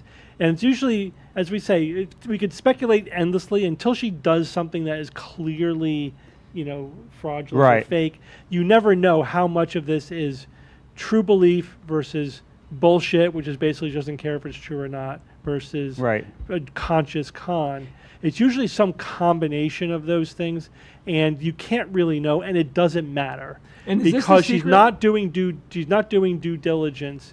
She's thinking. Though she said it. The premise at the beginning, minds are separate from the body. Of course, that's how you survive death, right? So, she now has an entire belief system around supporting this belief that her husband still exists. I'm just communicating with my her. scam red flags are popping almost every time But she it's makes not. a point. Yeah, but it's a scam versus a polished true believer supporting their own true belief is indistinguishable.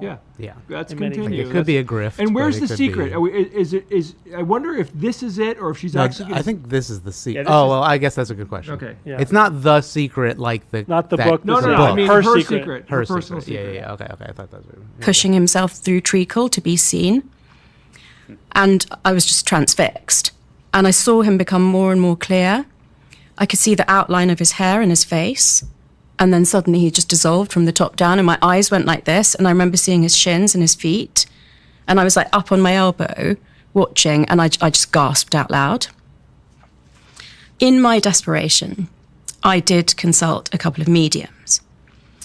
And again, I had that dual conversation. I said to myself, this is the kind of thing that crazy, desperate people do. And within the same breath, it's okay for me to be crazy and desperate right now. I've lost my best friend, my life partner. Like, everything I thought about how the world worked has crashed around me. And I ended up not being impressed by the mediums. And just at some point, I can't even remember when now, thinking, if it's possible to communicate with someone that's passed away, and he was my husband and my best friend, and I am all about optimizing my brain and expanding my consciousness, then I should be able to do it myself. That's the start of my journey that I've written about in Signs. And do you think you found the answer? Yeah. There's her book again. How sure are you? 100%. I mean, if what you're saying is true, then that's that's a revelation, right? So many people have lost people or have gone through different types of loss in their life. And you're telling me that through the work you've done over the last couple of years and the research you've done, you understand how to communicate with them in some capacity? Mm-hmm. And you're 100% sure? 100%. So listen, here's what I'm going to do. I'm going to challenge you in ways that I think the viewer might challenge you sat at home. Sure. So I'm going to try and ask the questions that the viewer might ask, because there's, people, this idea is quite a significant perspective shifting one. So my job in this conversation, although these are sensitive matters, of course, is just to try and play devil's advocate where I can. All right, now hold on. And If he softballs her here, He's got a softball. if he really softballs her, it could mean two things or a combination of these two things. Yeah. Either he's a shitty interviewer. He's not a skeptic. Well, maybe there's three things. He, like Steve's saying, he's not a skeptic. He could really just be buying this hook, line, Yeah. and sinker. Or this, like somebody said, that this feels very scripted. I'm starting to feel a little bit of that myself. But if he softballs the hell out of her right now, we got a big problem. So while we're paused, a couple other things. So when, and a couple of things, like any psychiatrist worth their salt wouldn't be using the term crazy like she is. That is not a term that a psychiatrist really should use, especially in the public like this. Second, so first of all, she went to a medium and said she wasn't impressed by them, so she wanted to do it herself. Again, in my opinion, any psychiatrist worth their salt should have consulted a fellow psychiatrist and should absolutely have been doing any kind of attempt at dealing with the situation with someone else. This is what therapists do. Most therapists are in therapy themselves as part of their profession. Right? You need to have somebody outside of you who's also a professional, like in The Sopranos, to bounce your ideas off. That's legit. That's legit, because you have to. You need another objective perspective so that you don't go down a rabbit hole like she apparently did. Now, Steve, do two mediums make a large? Yeah. Okay. So he said. I think my bad joke was better than your bad joke. Oh, wow. Well, yeah. How dare you? Yeah. All right. Yeah. Blah, blah, blah, blah. I want to say that, you know me. Yeah, I know you. And you know that you've asked me to come back on the podcast several times, and I've come when I'm ready. Yeah. So I want you to ask me those questions. Yeah. So where does this journey begin then? So you suffer this tragic loss in your life. You go to the mediums, you're let down by them. Where does this begin? Where does your research, your journey of discovery begin? It starts with this decision to, try to communicate with him myself. There's a realization at some point that it's not a one-way thing, that when people pass away, they also have to learn. So it's like two people having to learn a language to speak to each other, like two people who speak a different language, having to learn a language that they can both speak. That's how it felt. Obviously, as a scientist, I then wanted to find out as much science as I could to try to back it up, which really comes down to the science of whether the mind or the psyche or the soul can exist separately from the body.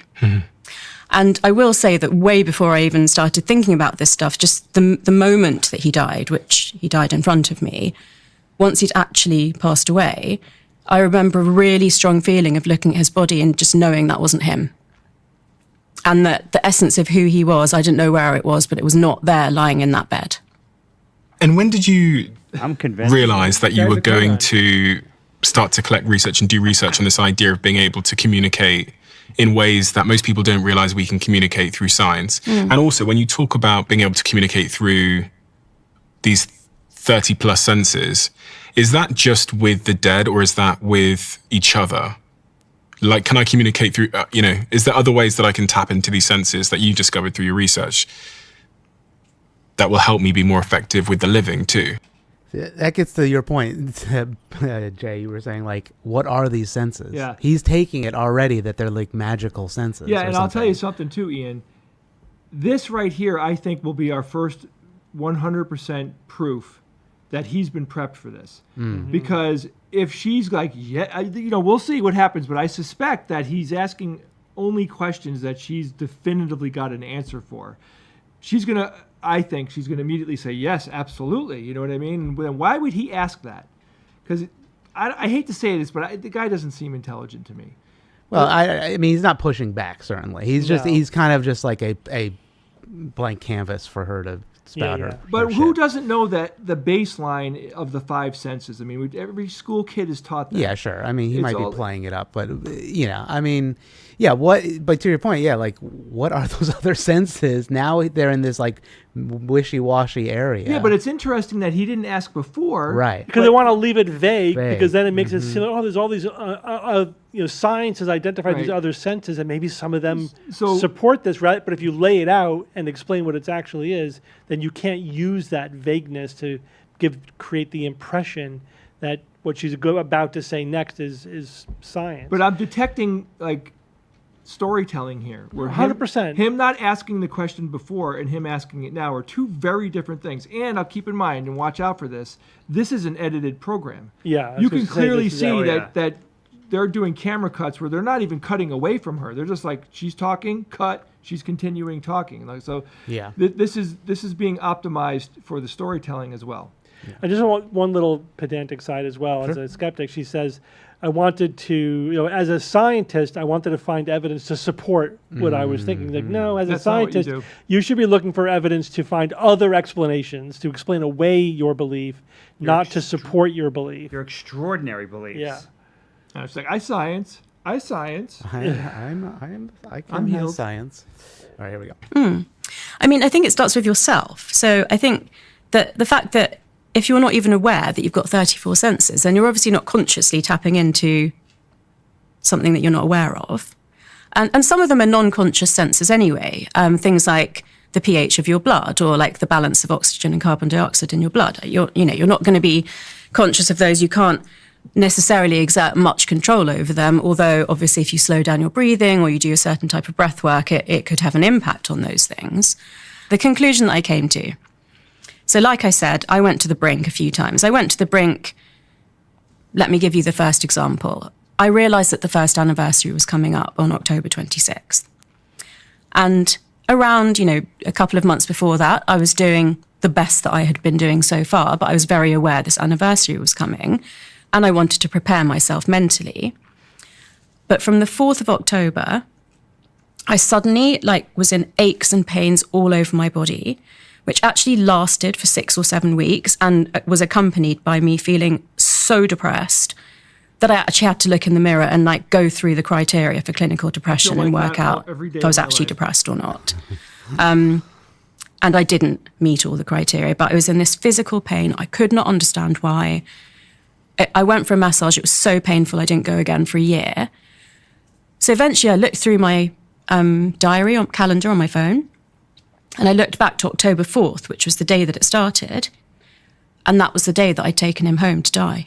That was the day I took him home from hospital. I didn't remember that date. Wow, that means everything. But clearly my body had, and the trauma was just re-emerging as physical pain.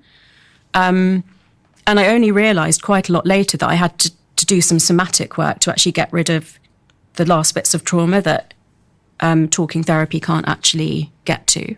Somatic work. So body work, whether that's massage or dance or art or craniosacral therapy or Tai Chi, anything physical. Okay. Because basically there's an area in the brain, it's actually inside, so I can't really show it to you on this, but it's kind of inside there. And that part of the brain is to do with articulating speech, and it basically gets shut down by trauma.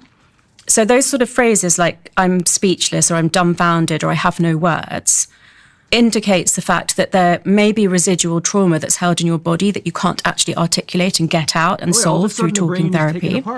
So it requires some kind of physical therapy. Yeah. So all of a sudden the brain is taken apart, but audibly, if you're a casual watcher, you're not going to even notice that. So apparently other things have happened.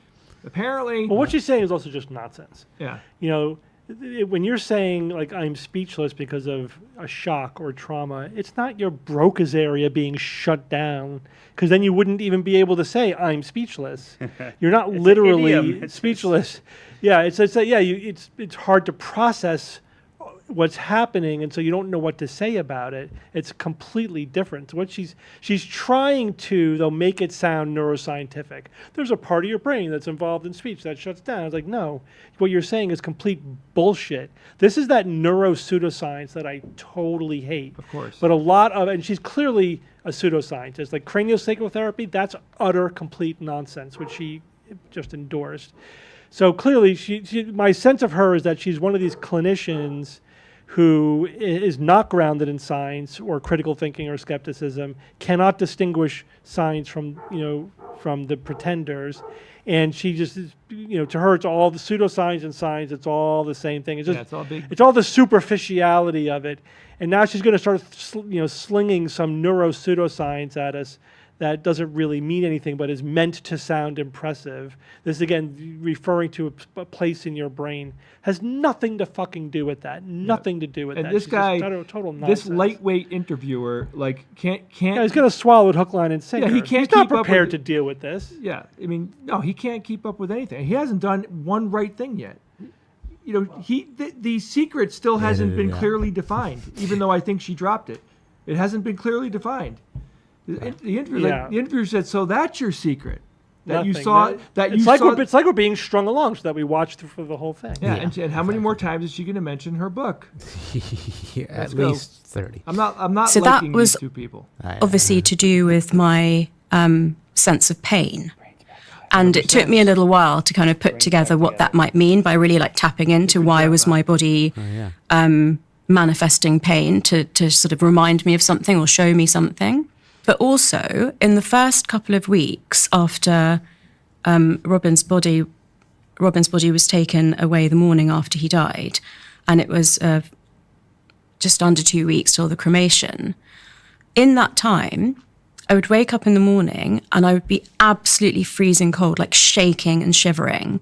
And it was October, it wasn't like midwinter. Goes cold. And I would blast up the heating. When someone else was in the house, I would realize it was like a sauna. It was actually a bit embarrassing and had to like, turn it down and like open some windows. And Robin actually hated being cold. And he would have been in the morgue in a refrigerated drawer that whole time. And again, I think it was my sense of temperature that was kind of on the same wavelength as where I didn't consciously think of where he was, but I was feeling freezing cold. So it was, looking back, it was things like that were coincidences, absolutely. But then over time, and I'm talking a couple of years, I could ask for specific signs and get them. Sometimes at first it would take a while, and then it became like it would happen that day. I could ask a question in my head and get an answer. I mentioned having, sort of, again, being at the brink of my sanity, having to question things.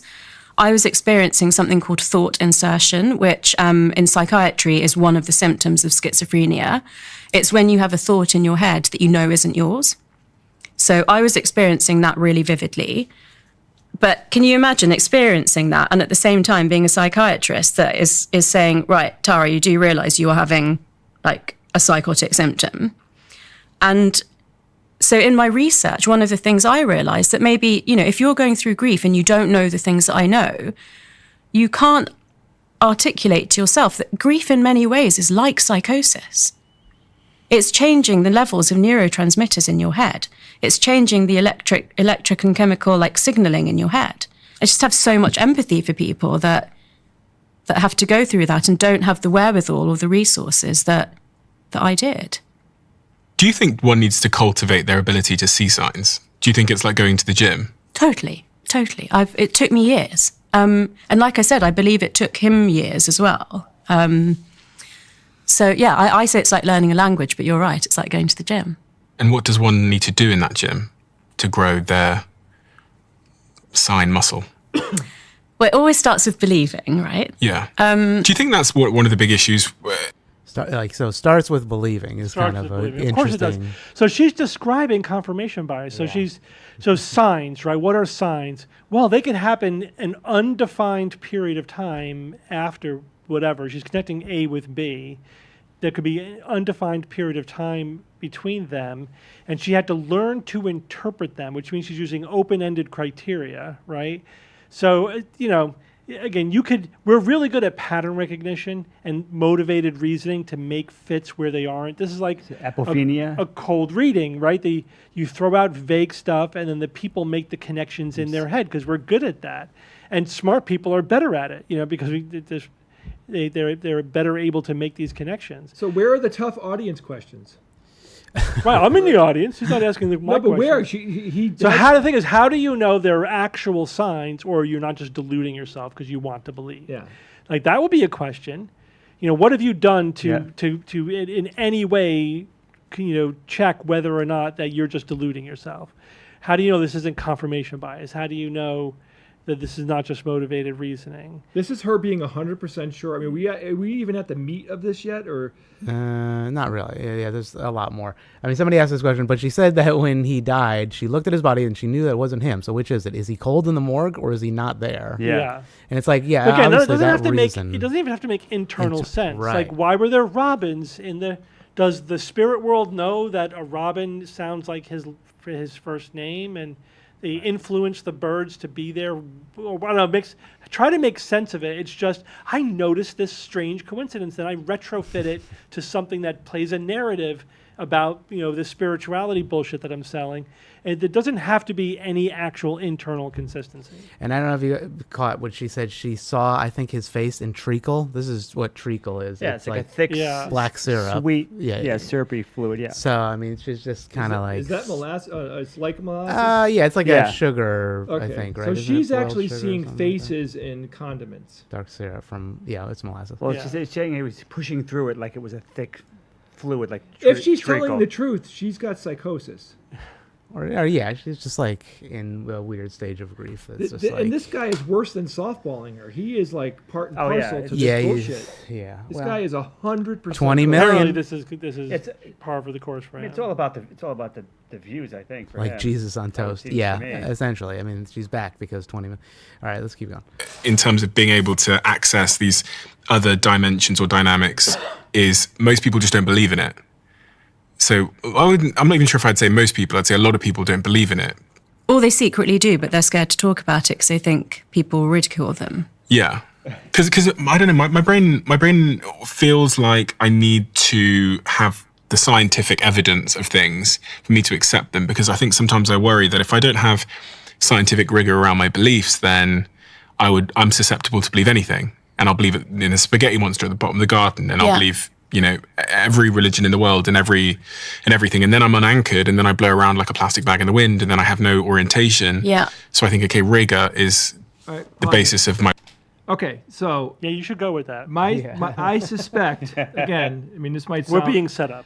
This whole thing that he's doing right here is going to Cop dovetail into exactly how she's going to try to prove it's scientific, right? He's just setting her up right here. Yeah. And more evidence that this is scripted. I agree. Well, but we'll see. Let's see what he shortly. says. Beliefs. I have to have some sort of scientific evidence. Okay. I know you do. Yeah. It's not to say I'm not open-minded, because No. I've had my mind changed so many times in my life that one would be dumb now to not be open-minded and to not listen. I agree with you about rigor. I completely agree with that. My entire career has been based on that. But I doubt it. I just, I was pushed up against a wall, so I had to think differently. And I think the question I posed to myself is what if? You had to think differently. So the psychologist Carl Jung talks about, when he talks about the collective unconscious, he talks about those basically three main things that all humans experience, which is birth, life, and death. And so we have this common experience, which is actually part of our inherited gene and brain structure. So everyone who's ever lived will experience those things. But if we look at ancient wisdom, for a start, we are made of the carbon and hydrogen and oxygen and nitrogen that came from the Big Bang. So we're all made of the same thing. Our ancestors lived in the cycle with nature. I think us actually having broken our connection to nature is a huge part of why we're so disconnected and unhappy. So if you think of the life cycle of a salmon, for example, it goes through its life cycle, and eventually its bones contribute to the phosphorus on the floor of the forest. So it never really goes away. In many other ways, our ancestors repeatedly saw the cycles of nature and therefore always kind of knew that everything gets renewed and nothing ever completely goes away.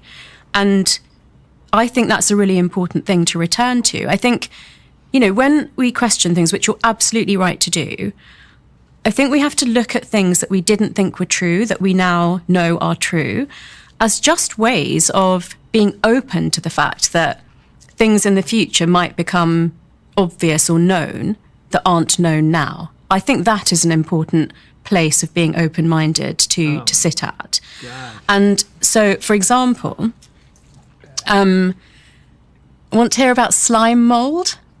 You tell me if that's something I want to hear about. So slime mold are single-celled organisms like amoeba who go about their daily life on their own very happily as long as their basic needs are met. But if, for example, they're facing potential starvation, they will come together and form a slug because the slug can move towards your vegetable patch, a new food source, and they can survive. Equally, if they are facing potential extinction, they will come together and form a sphoring body like a mushroom. So that's got a stalk, and a fruiting body that can release spores that will go into the atmosphere to all different places where these new baby organisms can grow and thrive. But if you think about it, the single cells in the stalk are sacrificing themselves for the greater good, because there's no chance that they're going to get released into the atmosphere as a... She's saying that the spores in the stalk are sacrificing themselves? Right, like a conscious decision. I mean, yeah, we're talking about things that don't have a brain. Can you please stop it? I want to get out. Yeah, I know. Yeah, I know. This is really painful, This is guys. part of the react thing. You got to get through it. Yeah, but this is also skeptical training. I mean, there's so you gotta many go through it. things in this video and what they're saying that are so unbelievably wrong. I mean, somebody was listing logical fallacies as we go through this. Yeah, it's like a shotgun of logical fallacies. Yeah. This is, I have to say, it's worse than I thought it was going to be. Yeah, much worse. I have It's one thought that very superficial. It's really, this is low grade pseudo. It is. And I have one thought that keeps coming back. I keep thinking over and over to myself, I got better shit to do. Yeah. How long are we going to subject us and our audience to this? This isn't even good pseudoscience. No, it's not even like but the thing is, it's very movie. popular. And then let me talk to you about some completely unrelated no science faith to make in the whole humanity. thing sound sciencey. Let's talk about slime molds and Yeah, of course. area. It sounds so deliberate. Instead of getting to something legitimate, let me talk to you about slime. I mean, and the guy is literally hook, line, and sinker. Yeah. Like he's either working with her on the whole thing and it's scripted, or he's just a moron. He's just giving her a honeymoon interview because it's good for his numbers. Yeah, and he's just not a skeptic, clearly. Yeah. Basically. Moron. So how much farther do we need Can we to play at how much further do we need 1.5? to I go? mean, the point of react, I said it in the email. We got to get through it. We don't have to get through the whole We thing. could stop it. We can stop it whenever we want We to. could stop it, but yeah, but this you is know, different. Yeah, we are doing a long format reaction. The video idea to is to try yeah. to get through it. I mean, I can speed it up maybe a little bit. Go 1.25. I mean, does she get to anything else? I know, it's that's just the this- thing. Okay, let's jump around. All right, how you're much right. time do we have left? All right, let's see. I was communicating with my dead husband every day. What happens in near-death experiences? Well, let's go to the near-death experience. Okay, let's jump. What did you find in that rabbit hole? At the border of life and death, usually within 1 to 24 hours of death, someone whose brain hasn't been functioning, who can't remember the names of their own children, suddenly becomes completely lucid and says, "Stephen, darling, come over here. Let's have a nice mother-son chat." It's bullshit. And then All right, the community notes is terminal lucidity refers to a sudden or an unexpected return of mental clarity, consciousness, and memory in individuals nearing death, often after a period of cognitive decline or impairment. This phenomenon, sometimes called an end-of-life rally, has been observed in various conditions, including dementia, neurological disorders, and psychiatric illnesses. I mean, what do you think of that? Know how Steve? often I've seen that in my 30-year career? Mhm. Never. Never. I've never seen anything even remotely like that. Interesting. So there you go. I mean, it's probably so rare that they just have a little blurb, but maybe not. Well, Yeah. you know, it sounds like something that's probably very weird. Shit happens in medicine because, of course, it does. Because weird shit happens in life. You know, I mean, if I would speculate as to how something like that might happen, you know, anecdotally, it would be like once you've decided, like, all right, the game is over. Yeah. Right, we're going to shift into comfort care, and the treating physicians say, all right, so we're going to withdraw all of the life-saving treatment, and let's just make this person awake so that their family could say goodbye. Right? We do that. It's like, all right, we're withdrawing care, so let's not give them anything sedating or we're going to take away no antibiotics, nothing that's meant to treat them or prolong their life. Just make them comfortable, but let's keep them awake so they can have some time with their family. So that happens, and there's a pharmacological sort of medical explanation for that. But you can't take somebody who's like at end stage Alzheimer's dementia and then they become magically lucid for a day. That's bullshit. That never happens. That's bullshit. And people also don't hold on and wait until their, children come to say goodbye. Like you have no control over when you die. You can't hold on. Your body's- Well, all right, you have to caveat that. Although there is actually some studies which show that there is a pulse of death after major holidays, and I'm not really sure why that's happening. Again, there's so many confounding factors here, but some people hypothesize that people do hold on, like, to get through the holidays. How can that possibly happen? Whatever, it's again, it's probably something functional about what they're doing. They're clearly dying from overeating. I mean, come on. As I said, there's a lot of that would be a confounding factor. But anyway, but it's not like they're on their deathbed. They're just like, right. If you're on your deathbed, it's all it has to do with the medical care that they're getting, which does, again, there were very different things we could do for people when we're trying to prolong their life, make them comfortable, whatever. Like they're completely different approaches. But yeah, there is none of this like unexplainable magic lucidity the day before someone's going to actually die. That does not exist. Yeah. All right, here we go. That gives a lot of people hope, but usually that means it's an hour or 23 hours till the person's going to die. We can't explain that. How can a brain that's irreversibly damaged suddenly function completely normally? Because it doesn't, you idiot. That's why. In fact, when doctors do have a sense when a patient is about to die. That's another sense. There you go. There you go. 35. That sense. That one is fucking powerful. This is from experience. You start to see. Again, we might use some terminology internally that is not the most sensitive. Say it. Come on, you're not a doctor. No, we say that something that this guy's circling the drain. Yeah, okay. Right? That's not a new concept. It just means, that they're at the end. You could tell because of all the physical signs. They're just, there are certain signs, like even as a neurologist, like I have one sign, like the tongue sign. Like when somebody's tongue is outside their mouth. Yeah. That's bad. A really bad sign about their neurological function. Universally, that if you're a kid and he gets hit in the head and his tongue is outside of his mouth, that's bad. I know. I'm just saying, you put together all of these gestalt things about like all the little signs about how they're doing medically, and they're doing worse. Mm-hmm. Like because they're doing worse in every way, you realize that they're just in multi-organ failure or just things are spiraling out of control. They are dying and they are not going to be here for very long. That's when you call the family and say, if you want to say goodbye, come in now. Yeah. Right? It's not that, they're sitting up and they're lucid. Better come in. They're going to die because they're having this lucid. Yeah. That's ridiculous. That's the opposite of what's true. All right. Explanation for that. With the near-death experiences, I was particularly compelled by 3 stories. Buckle in. Dr. Mary Neal, an orthopedic surgeon, she's in that Netflix documentary, Surviving Death. She was submerged underwater for 15 or 20 minutes. She should never have been able to be resuscitated. She describes her whole journey of going to another realm, seeing, a being of light, being told that her life isn't over. She has to turn back and return to the physical world, even though she could see her bloated body and her friends trying to reach her to resuscitate her, and they couldn't. Dr. Eben Alexander, who wrote Proof of Heaven, he is a doctor. He was an atheist. He was in a coma with bacterial meningitis. Yeah. When was that? That was the Intelligence Squared debate. Oh, yeah. Okay. Sean Carroll? Yeah. I beat him technically in the debate. Yeah, Sean Carroll and me against him and somebody else. And he was terrible.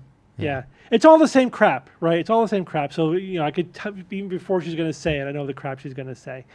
So the thing is about these near-death experiences, so first of all, 15 to 20 minutes underwater, not a lot. The first question I would have is what temperature was the water? Yep. I know somebody personally who was under the water for 45 minutes, but it was winter and the water was frozen. Now, they fell through the ice, and they were 100% fine. And when they came out, they can fly. You're right. What's that saying? You're not dead.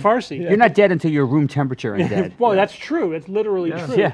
If there is something called a cold code, where somebody, like it's usually say somebody who's unhoused, they come in off the street, their heart's not beating, and they're at 50 degrees or whatever. You can't call it until you get them up to body temperature, not room temperature. You got to get them up to body temperature, to living temperature, before you could say they're dead. Yeah. Because there you go. But anyway, so this is what we do know is that some people, when they wake up from a near-death experience, they may remember or recall some story like this. It usually fits their religious belief and their cultural belief, right? It's not random. It's not like, you're raised a Christian, like, for some reason I saw Buddha, whatever. Like, it's always in line with their pre-existing belief systems and cultural belief systems. I would see Carl Sagan saying to me, "You're probably going to die.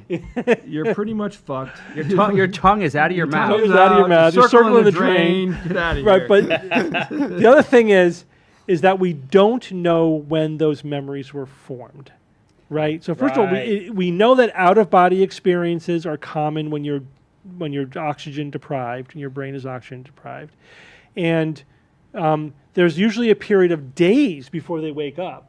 A day or 2 days or 3 days at least. If you're at that point where you're like getting CPR and everything, like it's not like the movies where you just we got them back and they sit up and they're fine. You're out. Your brain takes days to recover from that.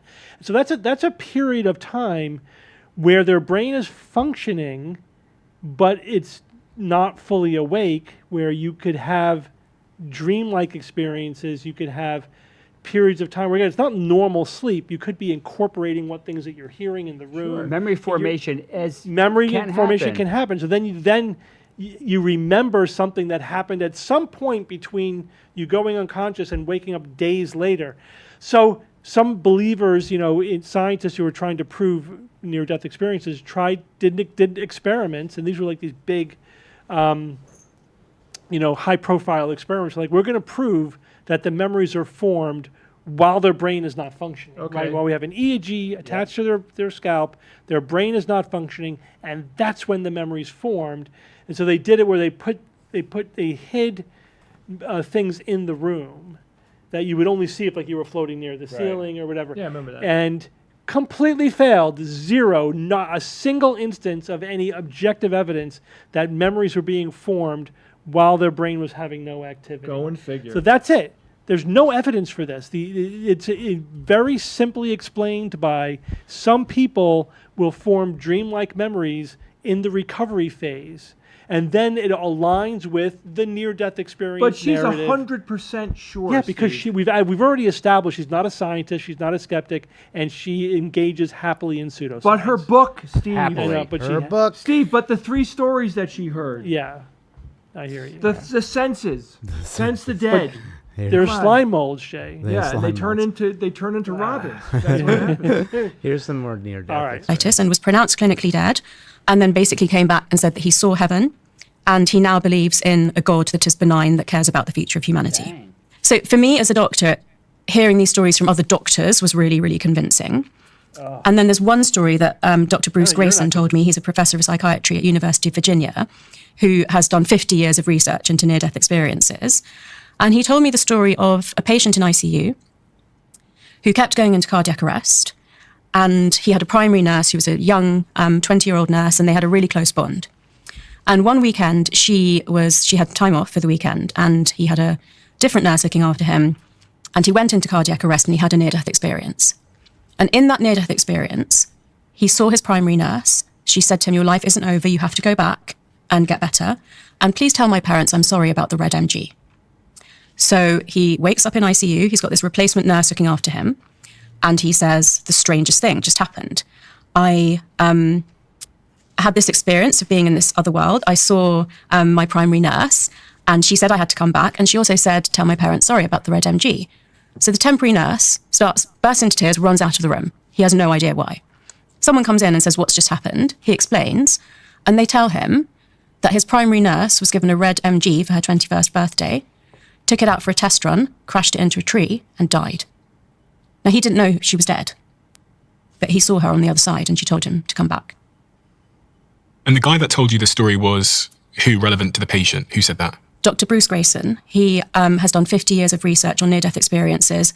He's got over 5,000 recorded cases of patients of his own that he's looked after that have had near-death experiences, and he also shared with me the numbers of cases that other people have on databases. So, we're looking at over 10,000 cases globally recorded at the moment. What was that guy's name? What is it that you...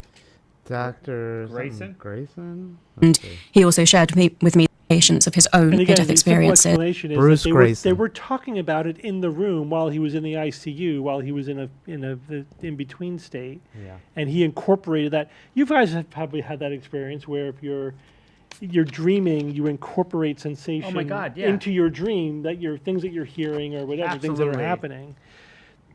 Yeah, but what's more likely, Steve? All right, let's keep on going. He's got over 5,000, and we're looking at over 10,000 cases globally recorded at the moment. What is it that you believe, based on those near-death experiences, like the Red MG story, and based on this phenomenon of terminal lucidity? So Professor Alexander Bathiani, who wrote Threshold about terminal lucidity, put it really nicely when he said, maybe at the border of life and death, we see something that is true all along, but we don't, for whatever reason, see it or acknowledge it whilst we're alive and well, which is that the mind and body can operate independently of each other. It is quite shocking. There's this case from 2009. An 82-year-old woman with Alzheimer's disease who was nonverbal and non-responsive and had no apparent recognition of her surroundings or families for years. And then one day before her death, she suddenly sat up in hospital, looked around and recognized her daughter by name, spoke clearly, reminisced about the past, thanked her family for caring for her. Her speech was coherent, her memory was intact, and her personality recognizable, as though she had never been ill. She fell asleep that evening and died peacefully during the night. And what do you think's happening there? What do you think's happening there? She's paying him. It's possibly, partially explained by a... What's this guy's name, by the way? Well, it's called Diary of a CEO is the channel. It's pretty well known. Oh my God, we're not even halfway done. Yeah, all the other stuff past this is actually kind of dumb. So let me look up what the guy's name. Soon. I forget it. His name is Stephen Bartlett. He's a businessman, apparently, according to Wikipedia. I keep saying apparently. Apparently, this is like the only other nonsense. science stuff that is like how to train to see these signs, the science behind intuition. We could kind of go into that. The shocking link between your gut and intuition. Okay. How to emulate near-death experiences. How do we know it's not just our brain chemicals tricking us? That might be like the only thing that I would want to go into. The Pursuit of Meaning and Rise of Personal Crisis is stupid. And then there's ads, if you want to read them, watch those. How many views on this one so far? 2.5 million. Okay. So it's up there. And this is just YouTube. There's also on TikTok and stuff like that. So, I mean, this is the stuff that your relatives believe, chat. You know what I mean? So, like, it's not why we don't like watching it because it's painful. I get it. Yeah. But it is what a lot of people watch. It's the same old nonsense we've heard for decades. Yeah. For decades. Nothing new here. But just it is repackaged. Yeah, it's just repackaged. But it's like, how do you communicate with your loved ones to, like, get them out of this, per what you were saying? Like, you can't directly go against them if they... it's you can't reason them out of something they didn't logic themselves into or whatever. Yeah. The fear of death is profound. Right. And if people are clinging to this because they're afraid to die or they feel bad about their loved ones that have died, I get it. But this just makes it all too easy just to say, oh yeah, look, this psychiatrist is saying that it's all real. It's hard to really cling to, hard, rational reason, skepticism, and science in the face of that, Yeah. We had the same thing with our father. At some point, he got close enough to, he got old enough. We're like, why bother? If he's going to cling to that, for the last couple of years of his life, fine. Yeah. We're not going to talk him out of it. Yeah. So he's a celebrity entrepreneur in the UK. What's Seems her like name? UKers know her. Dr. Tara Swart. I mean, we could jump to that. How do we know it's not just our brain chemicals? Yeah. That might be the only part. I know I'm going to get pissed off. But I know. I'm sorry. That is part of it.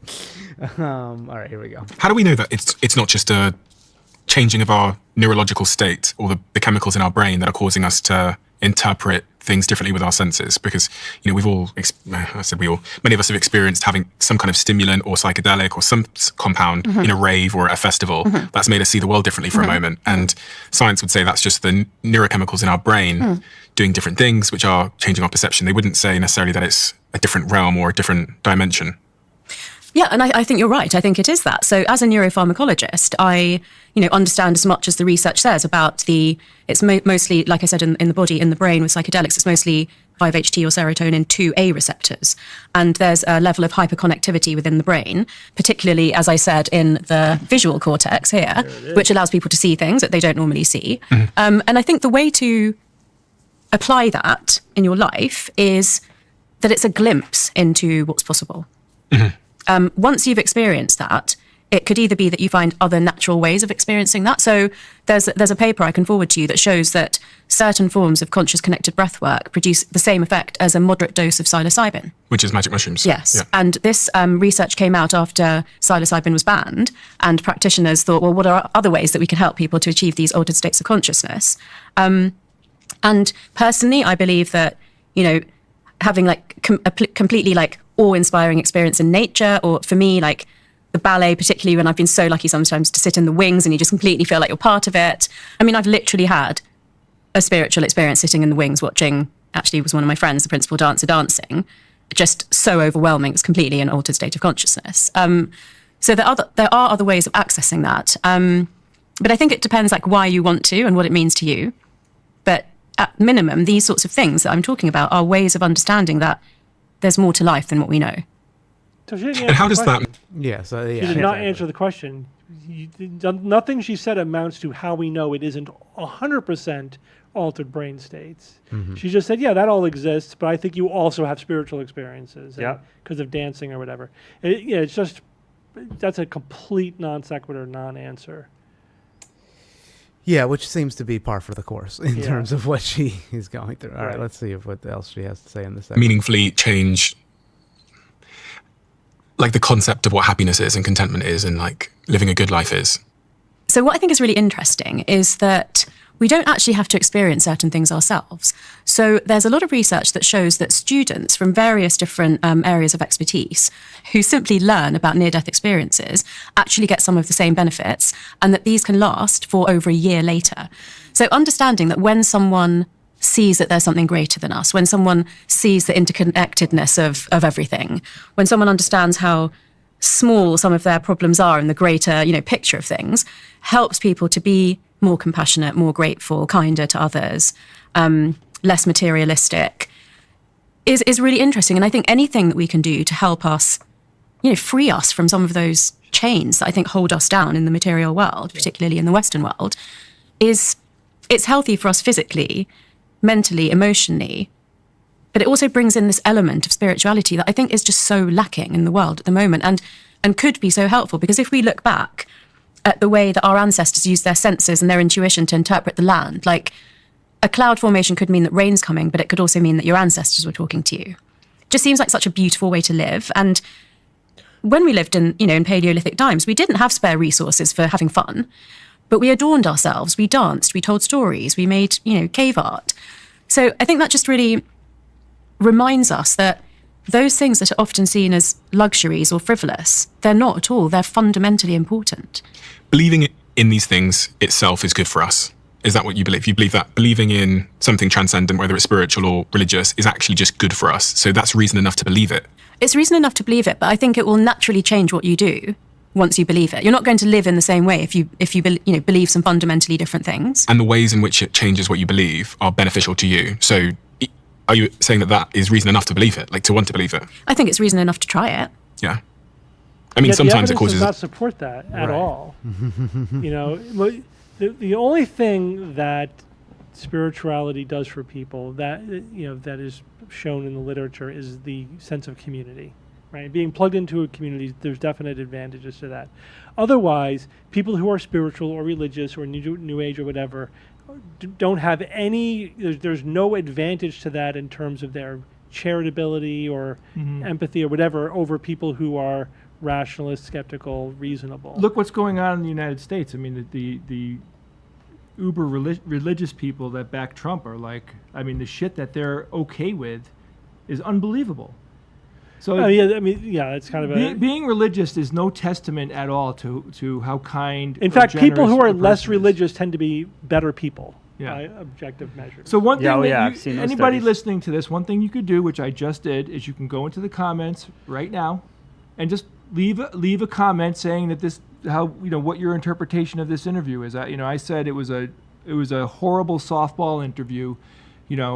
I think, getting comments like that would be helpful. There isn't a lot of comments that I could see. It looked like there was just a handful. So you never know. He might read that, and if the guy actually cares, I'm certain he's making money off this video, because this is such an unbelievable softball video. He's bringing her back because of the hits. She's selling a book. I mean, I don't like this because I just feel like this whole thing is constructed. Yeah. Even if he's just a true believer and not a skeptic and just giving a softball interview, it's still terrible interviewing. He's clearly not a skeptic. I can't do that. I can't watch any more of this. Okay. All right. Fine. No, I mean, I really can't. Right. It's just, it's like, I think we hit all the actual important parts. Yeah, like, we did. The point of the the type of content that we just did was like react to enough of it that is meaningful. Like we dismantled it. Everything else is just kind of like particularly frou-frou. low information content. Yeah, it really is. Like she took a long time to get anywhere. It's a ridiculously long wind up. I've been lying for 5 years about what? Still, it's never been confirmed. What have you been lying about? Yeah, or keeping a secret, whatever. It's like it is weird. It's really pathetic. And the fact is, like, what comedian was talking about this?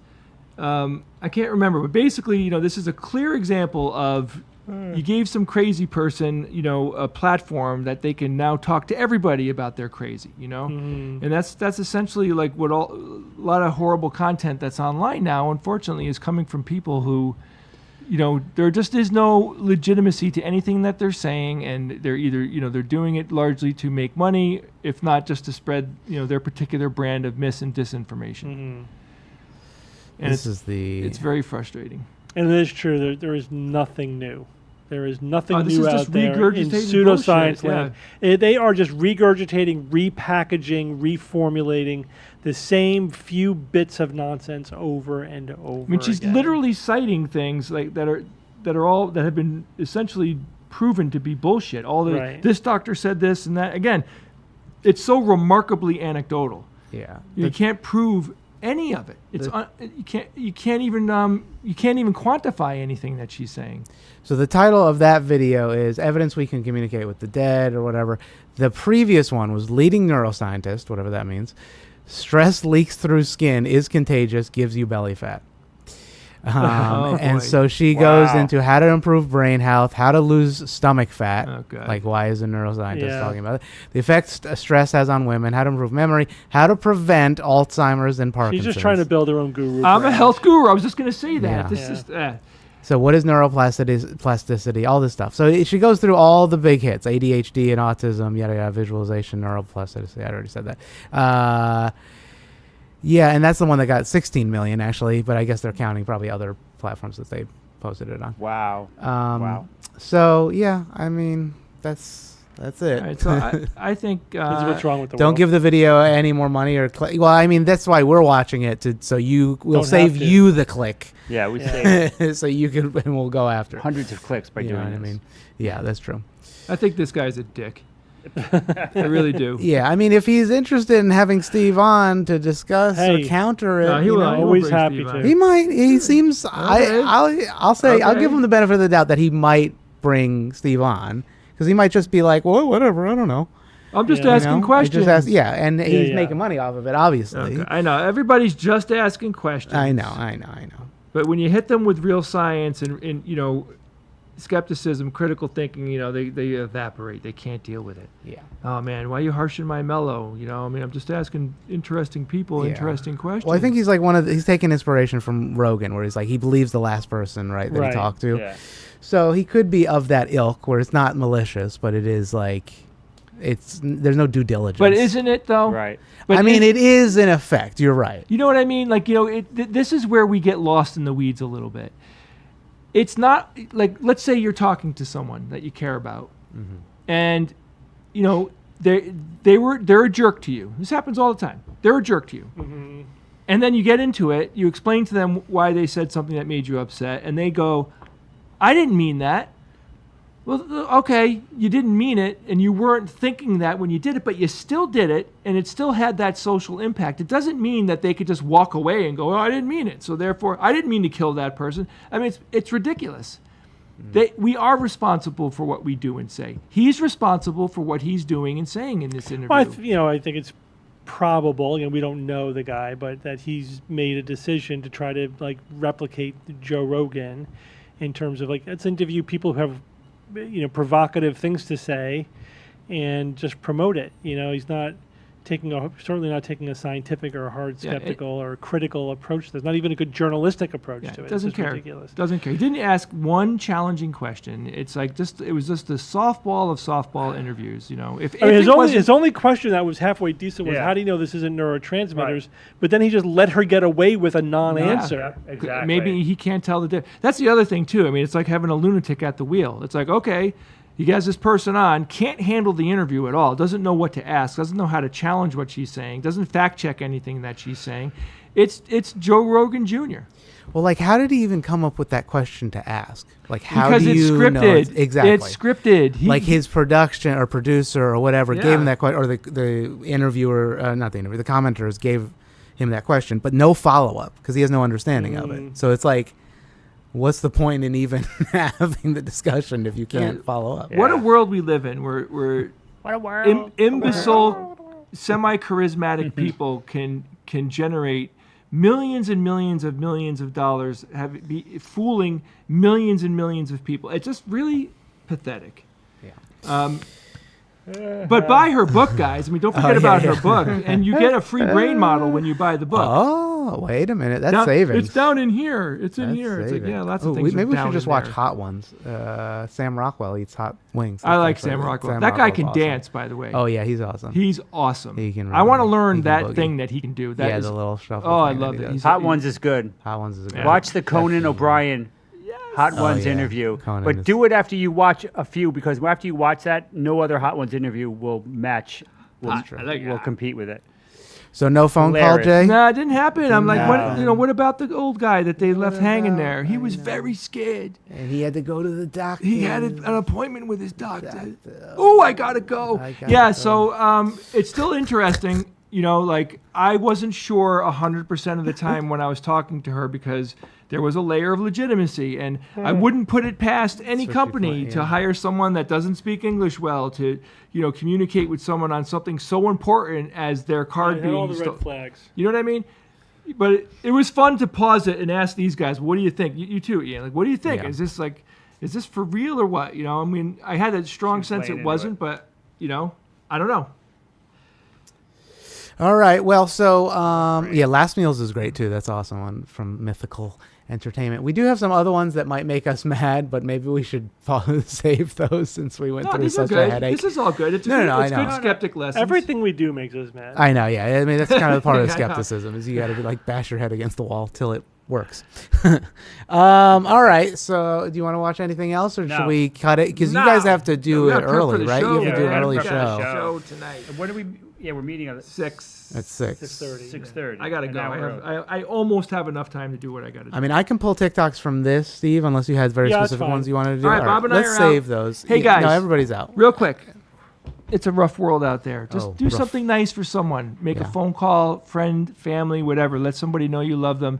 It's little things like that can literally change somebody's day or make them feel loved and valued. And eat good food. And eat good food. Ooh. All right, bro. I'll see you tonight. All right. Ian, We good should job watch the tonight. Hassan Thank you, Minaj Ian. interview. Yeah, absolutely. Bye, everyone. So yeah, chat. Send us in any videos if you think that we should watch it, like the Hassan Minaj with Neil deGrasse Tyson. Maybe that's something, or anybody that like we can, Neil is probably okay with most stuff, but like if there's any specific ones, hit us up.